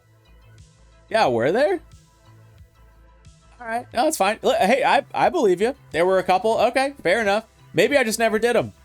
There were drift races in Heat. Okay, that's my bad. My fault. Either way, all right, fair enough. In Unbound, okay, fine. In Unbound, there are still drift races. We'll go with that. But in Unbound, drifting is still important. And it's just so bad. Yeah, right. The fact that it struggles to be remembered speaks to how just absolutely awful it was. Yeah. But I think the problem with Unbound is a fixable problem. Because I think it's... We know that they tweak the physics based on what tires you have equipped. That's why they have... yeah, I do think it's more important in Unbound. Yeah. But it's still... Yeah. Either way, doesn't matter. We know that they give you, like, off-road, on-road, grip, drift, tires, because that tells the game, hey, let's change the physics because this guy wants to drift. Right? We know that that's the case. So I think it really is a case of they just need to tweak the drift handling. Because the funny thing is, I think a lot of people have been justifying it by saying, oh, well, they made grip driving more viable. And so that's made, because they've, like, turned up the grip, it's made drift tires less viable. But I don't think that's the case. And either one of us could be wrong, genuinely, because we don't know how the game is programmed. But I personally think that whatever adjustments they make when you install drift tires would be very easy adjustments to tweak. To be like, hey, just give the car more or less lateral grip. Like, just give the car more inertia. Like, let the car fucking drift. I don't know, man. It's crazy. Like, I don't like drifting in Need for Speed Underground 2, but it sure is better than drifting in Need for Speed Unbound. It's just crazy. And I really just don't know how it made it out the door. Like, part of me is like, we just haven't found the combo yet. We just haven't figured it out yet. Because how the hell are the developers testing and setting scores for these drift zones knowing how awful the drifting is? I just don't get it. I mean, we found out yesterday that basically not the only way, but the best way to, like, beat drift scores is to just, like, wiggle the car. And it's not manjing. This is no sanpatsu. It's no tactic where, you know, you're, like, linking a corner. You just wiggle the car. You just, like, it just goes nye, nye, nye, nye, nye, nye, nye. And then it racks up your drift score. They use brake to drift. That's not even it, though, Magnus. Even with, I have brake and or gas to drift on all of my setups, it's still garbage. It's still complete garbage. Even with that system, there is no real good way to like link a good track. And the bummer is it's kind of the TDU problem. Kind of the TDU problem where you have all these amazing roads in this really cool map, but you don't get to enjoy it because the drifting isn't fun. And it's very much that same system where in Unbound, some of the drift courses are really cool layouts, but God, they're painful to drive. Hold on. A clock just like went by my window. Where'd you go? It's on my car. That's so cool. It's just like a honk on my car. That's sick. All right. Anyway. Anyway.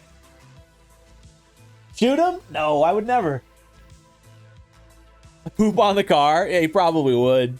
No, a hawk, sorry. The camera doesn't turn that way. I'm sorry. I can't, this is almost as far as I can turn that camera before it just like hits the wall. Yeah, I'll maybe, okay, fine. Take a picture. Is he still there? He's not there anymore.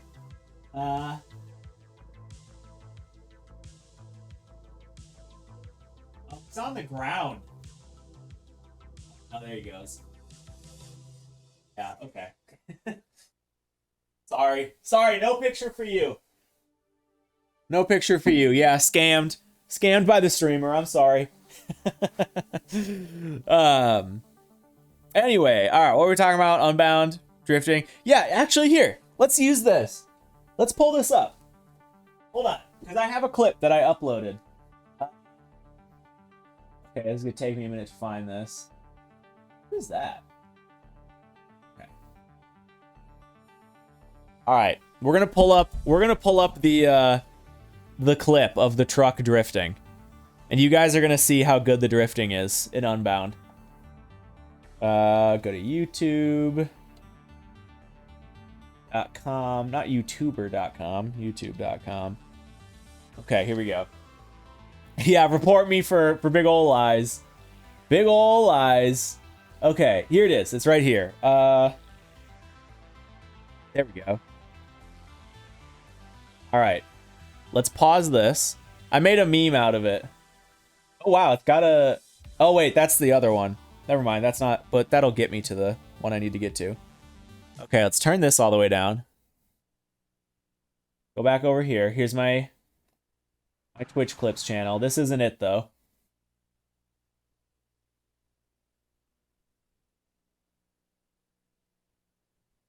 This one. Okay. Full screen it. Here you go. I'm trying to find an all-wheel drive car that's at least neutral or has the slider towards drift. I swear to God, if this is the best drift car in the game, I quit.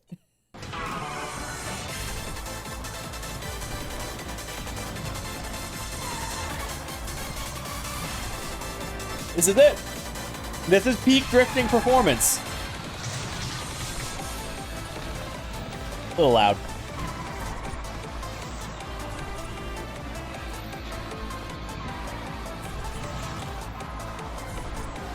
Let's wait for this last corner. This one's good.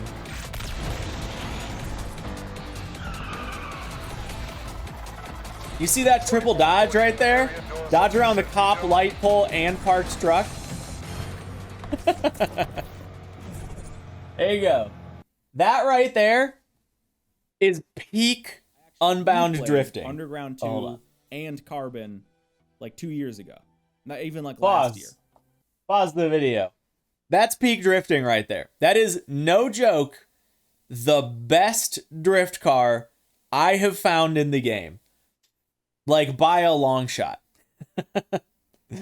By a long shot. Well, yeah, of course, Reed. Of course. That's what you always see, is Ford Raptor drift trucks. Common sight at your local drift day. But I'm not joking when I say I've tried about a dozen different cars that make more theoretical sense. I've tried S14s. I've tried FDRX7s. I've tried the Viper. I've tried the Z. We've tried muscle cars. We've tried the Lamborghini, I'm pretty sure. We've tried so many cars. And that's the best car I found. Which, by the way, let me point out. So those two games are pretty fresh in my mind. I just skipped back. Most Wanted. Let's pop this back up. On F11 and then hit the back button. There we go.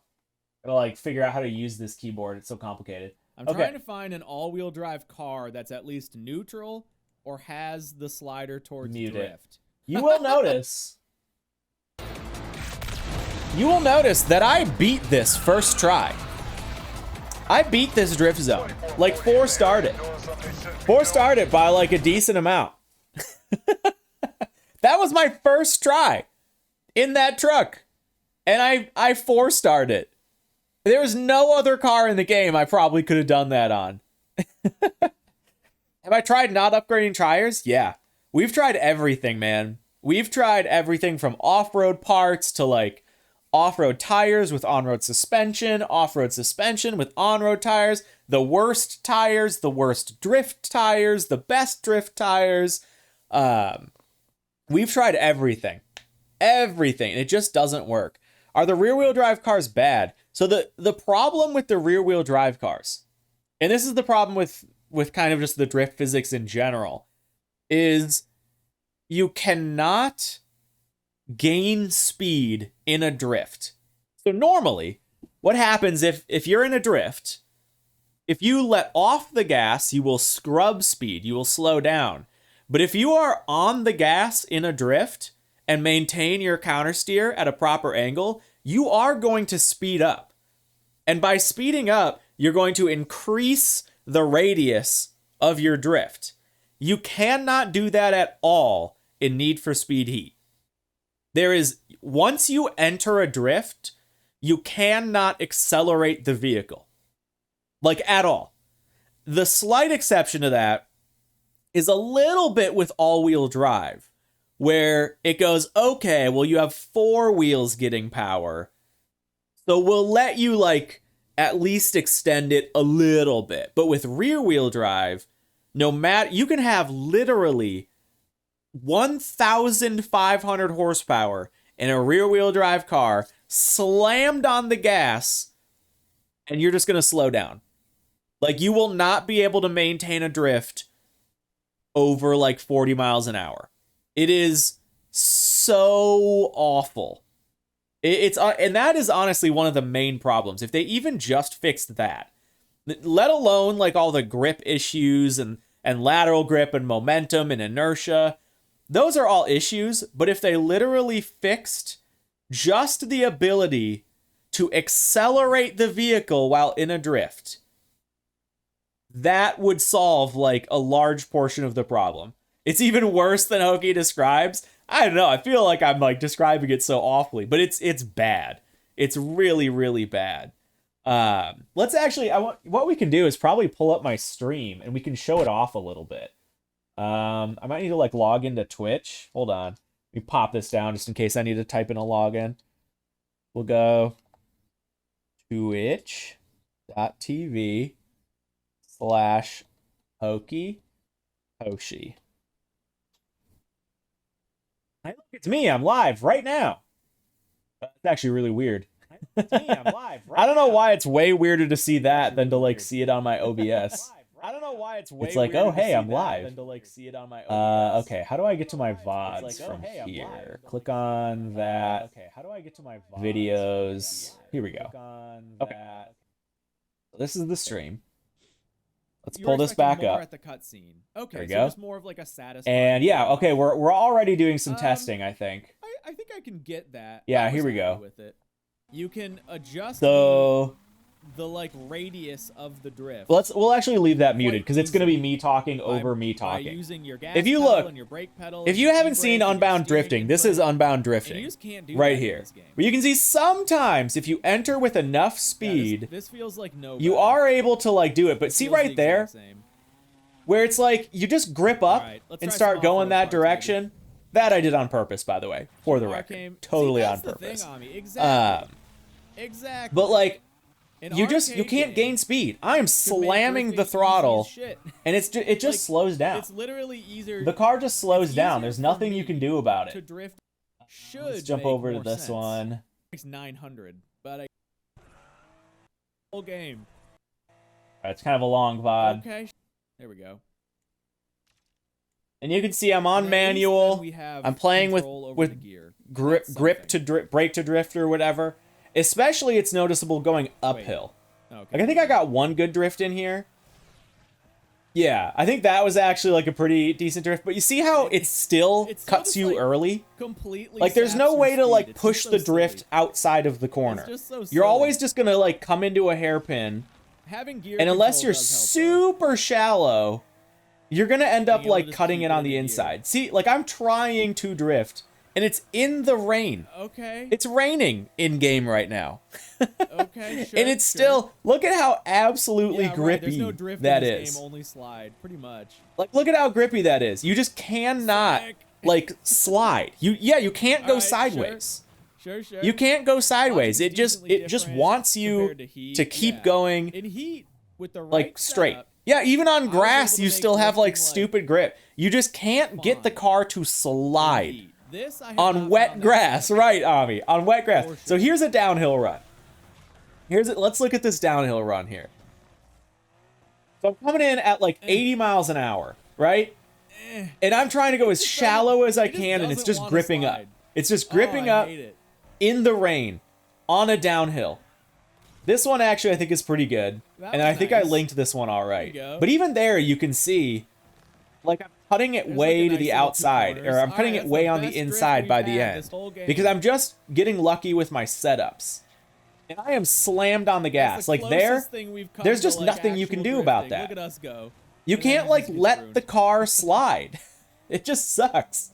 Yeah, It's just 700 so horsepower is bad. Clearly not enough. And for this is, car. keep in mind again, this is Tell like that the to any best Formula case Drift scenario. driver to offend them. The best case scenario. It's just, man, I can't believe how Oh, come on. awful it is. That's me just kind of messing around. But like, Yeah, this is with exactly, all the Mess, drift parts exactly. installed. And like, that's the best you can pull off. But the other problem is you can't link it. And that's the main issue, is you can't link the drifts because you just lose speed. Even though you might start your drift at like 100 miles an hour, 2 drifts in, you'll be down at like 40. Would it be because you're on automatic? No, I'm on manual. I think in this gameplay, I'm on manual. But for what it's worth, we switched back and forth plenty yesterday. I also did that even more offline in my own personal testing. But yeah, I believe that was on manual mode. No, we have tried everything, man. Everything. Every combination of parts, every different attempt of like different styles of cars. That should have been the perfect scenario. Downhill hairpins in the wet is literally like the least grippy scenario you can imagine, and it's still too grippy. It's still too grippy. If you think that's bad, try when it's not raining and you're trying to do like a big drift. Impossible. You can't. Those are the tightest drifts you can do. And that's the best case scenario right there. That is literally the best case drift scenario you can have, and it's already that bad. And that's like, it gets worse. It gets worse than that. So, anyway, aside from the drifting though, for what it's worth, aside from the drifting, I really enjoyed the game. I really did enjoy the game. I think the campaign structure was phenomenal. I actually really liked the campaign. There were a lot of really good moments. There were actually some interesting like twists and turns.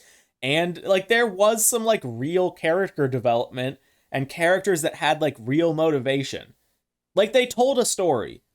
It might not have been the best, most interesting story, but they like told a real story. And like you have to look past some of the cringe, but like the cringe was not as bad as it could have been. And the cringe was it was very like, you get a line of cringe and then a good line, and then a line of cringe and then a good line. Very much back and forth. But yeah, the campaign experience was phenomenal. The grip handling is much better. And overall, like the racing handling is much better than it was in Heat, in my opinion. The game looks better. The game generally runs better. It just suffers with drifting. I think, hold on. Get our jams back. I genuinely think if the drifting were good, then the game would be worth like a full point higher than me on a 10-point scale, at least. At least. And even so, for what it's worth, the race handling and stuff is good, not great. It's like a 6.5, 7 out of 10. It could be better. If Horizon to me is like a 9 out of 10, This is like a 6.5 out of 10. Maybe even like a 5, you know, to be honest. All the time, yeah, they do talk about food a lot. A lot of like really good like barbecue and stuff like that. Yeah, I think it's a really solid wait for a sale pickup. For sure. For sure. Criterion used the Most Wanted 2012 physics, it would be better. I agree. Yeah, and I didn't even like those physics. That's in terms of my enjoyment, Wi-Fi. Yeah. I mean, in terms of realism, Need for Speed's like a 2. And Horizon's like a 6 or maybe a 6.5. But yeah, no, that's in terms of just how much I enjoy the physics. I enjoy the Horizon physics at like a 9 out of 10. I enjoy the Need for Speed Unbound physics at like a 6 out of 10. And like a 2 out of 10 or a 1 out of 10 for drifting. Like, I genuinely don't think they could make the drifting worse. like that's how bad it is. Is like, I don't know how it could get worse than that. It almost seems like they just didn't think about it. I don't know, man. It's crazy how bad it is. It's crazy. And again, it's Need for Speed. The drifting should be amazing. Yeah, I would say it's a 1 or a 2 for me, because maybe it can get worse. But I don't know. It's just so bad. The amount of life that the game brings is refreshing. Yeah, the open world is really fun to cruise through. There's great traffic. There's so much life in the city. It is genuinely one of the best cities I think I've ever experienced in a racing game. And it's a city I don't even like. To me, Chicago's kind of a boring and dull city. Like, it's got some beauty to it. There is some, like, architectural interest to Chicago, but I really don't think Chicago is, like, a very beautiful city in the grand scheme of, like, all the cities of the world. I think every city has some beauty to it. Like, I'm not totally trying to shit on Chicago, but, like, I think there are just many cities that are more visually striking than Chicago. And even with that considered, Lakeshore, which is fake Chicago in the game, is quite possibly like the best in-game city I've ever driven through in a racing game. I think for me, like, Surfer's Paradise is a great city in Horizon 3. But this is better, man. It's so alive. It's so alive. Like, having pedestrians walk around, the density of traffic, having all the cars like parked on the side of the street, the like scale of the buildings and the actual size of the downtown area do feel like fairly realistic. It doesn't feel like, you know, some games, I think even Surfer's Paradise struggles from this, is a lot of downtown areas in racing games are like 2 blocks. There's like 2 blocks where it's like really dense with a lot of skyscrapers. And then, like, as soon as you're out of that 2 blocks, you're like, it starts to kind of tone down and get more into the suburbs. This actually does feel like a decently realistic. Obviously, it's nowhere near the actual size of Chicago's downtown. Chicago has like a very sprawling downtown. But as far as like, it feels kind of like my city, where my city does have like a pretty compact downtown area. And it feels kind of like that. Like, it feels realistic in a sense. The Crew has all of America. I mean, you're not wrong, but you're also, you know, sure. I will say, I mean, for what it's worth, The Crew did have some good cities. I will fully say that. I do think The Crew was really cool in the sense of they have pedestrians walking around. And they had, like, fairly good cities. The thing is, it wasn't just one city. You know, they had, like, there's, like, there's like 20 plus cities in that game. So, you know. Yeah, The Crew had some really good elements. Also, what's up, N7? The Crew had some good elements that I think other games could learn from. But yeah, I just, I don't know, man. I love so much about Unbound, but man, the drifting sucks. It's just so bad. And I think the other big thing is now that I'm in the end game, there's pretty much no end game. We talked about this yesterday too, a little bit. It is very much a play it until you finish it and then put it on the shelf kind of game, which isn't necessarily bad in its own right. You know, God of War is kind of like that. You beat the game, you put it down. God of War is an amazing game, but I think it's expected to have a sort of end game for something like this. So I don't know, man. I don't know. Burnout Paradise was as far as its city to me. It was fine. Also, I don't think they had pedestrians walking around in Burnout, if I remember correctly. I could be wrong though. But yeah, I don't know. I really wish they, like, it's just a couple points short of being like really, really, really good. A couple points short, and I think that some of the issues are fixable. I think that having a stronger end game and having a stronger online are fixable.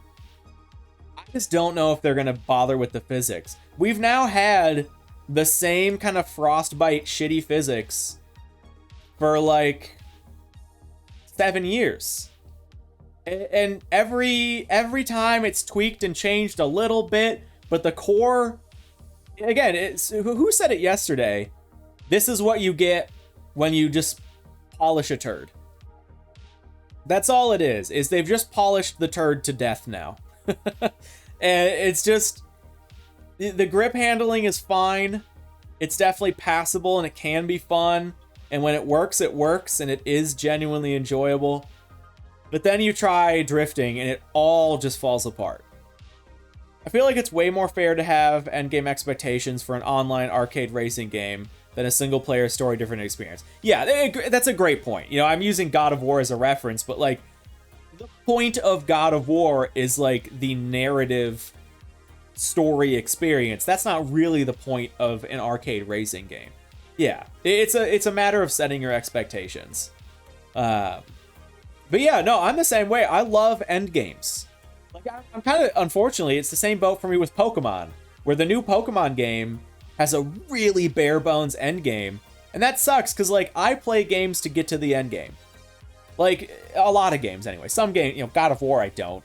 But yeah, I think, you know, some games you just play kind of to get to the end game, and for me Unbound kind of was that, where it's like, oh man, I can't wait to like have this freedom and see what the end game is like and just like start having fun and experimenting with cars. And then you get to the end game and it's just like there's nothing. There's just nothing to do. It's cleanup. It's basically cleanup. The money actually gets worse. In week 4 of the campaign, a little bit of spoilers. In week 4 of the campaign, you can make some really good money.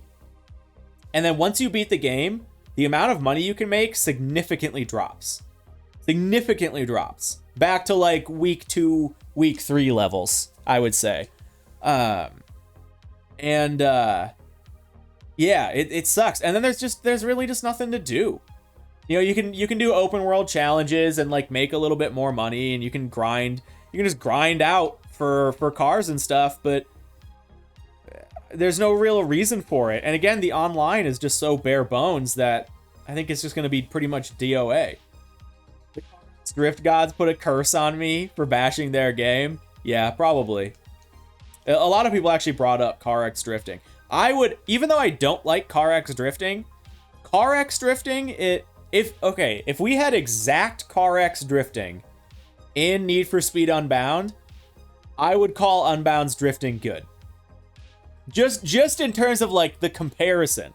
And I don't like CarX's drifting. I think CarX's drifting is kind of bad. I really don't like it, but it is leagues ahead of Unbound's drifting. Leagues ahead. Like, it's not even in the same boat. You can't even compare it. Yeah, Heat had kind of an endgame system with those high heat, what were they called? Like the blacklist parts, I don't know, whatever they were. Those high heat parts. And you could kind of grind out those. You just don't have that in Unbound. You kind of get to the end of the game, and you get to the end of the game, and you're done. So, I don't know. It's a bit of a bummer. Elite parts, is that what they were? Okay.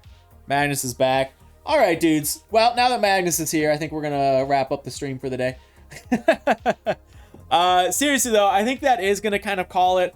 I did release a Unbound video today. If any of you are looking into playing Unbound, I do have like a tips and tricks video that is fully spoiler free. That might just help you like get a bit of a head start. Just kind of teaches you a little bit about some of the mechanics and some ways to kind of maximize money, and helps you get out of pursuits that you don't want to be in and stuff like that. So that is out. I am also going to... I have my script for the review, I think pretty much completed. And I'd like to get that out by Tuesday at the latest. So expect a like full, probably like 20 to 25 minute review of Unbound. Hopefully by Tuesday. And then if we figure out more drift stuff, I'm going to make a drift. I swear to God, I'm going to make a drift video showing off that drift truck. I'm going to mess around with it some more. I made a Reddit thread today on the Need for Speed subreddit asking, like, has anybody found a good drift setup? And I haven't checked since the podcast went live, but like, well, actually I have a Reddit notification right now. Let's find out. Oh, a lot of people. Oh, holy shit. Okay, the post kind of blowed up. Or blowed up.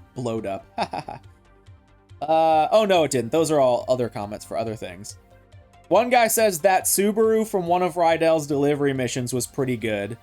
This guy says, I'm running off-road suspension and drift tires and try to go for the best diff available. Then in the handling settings, set handling to full drift.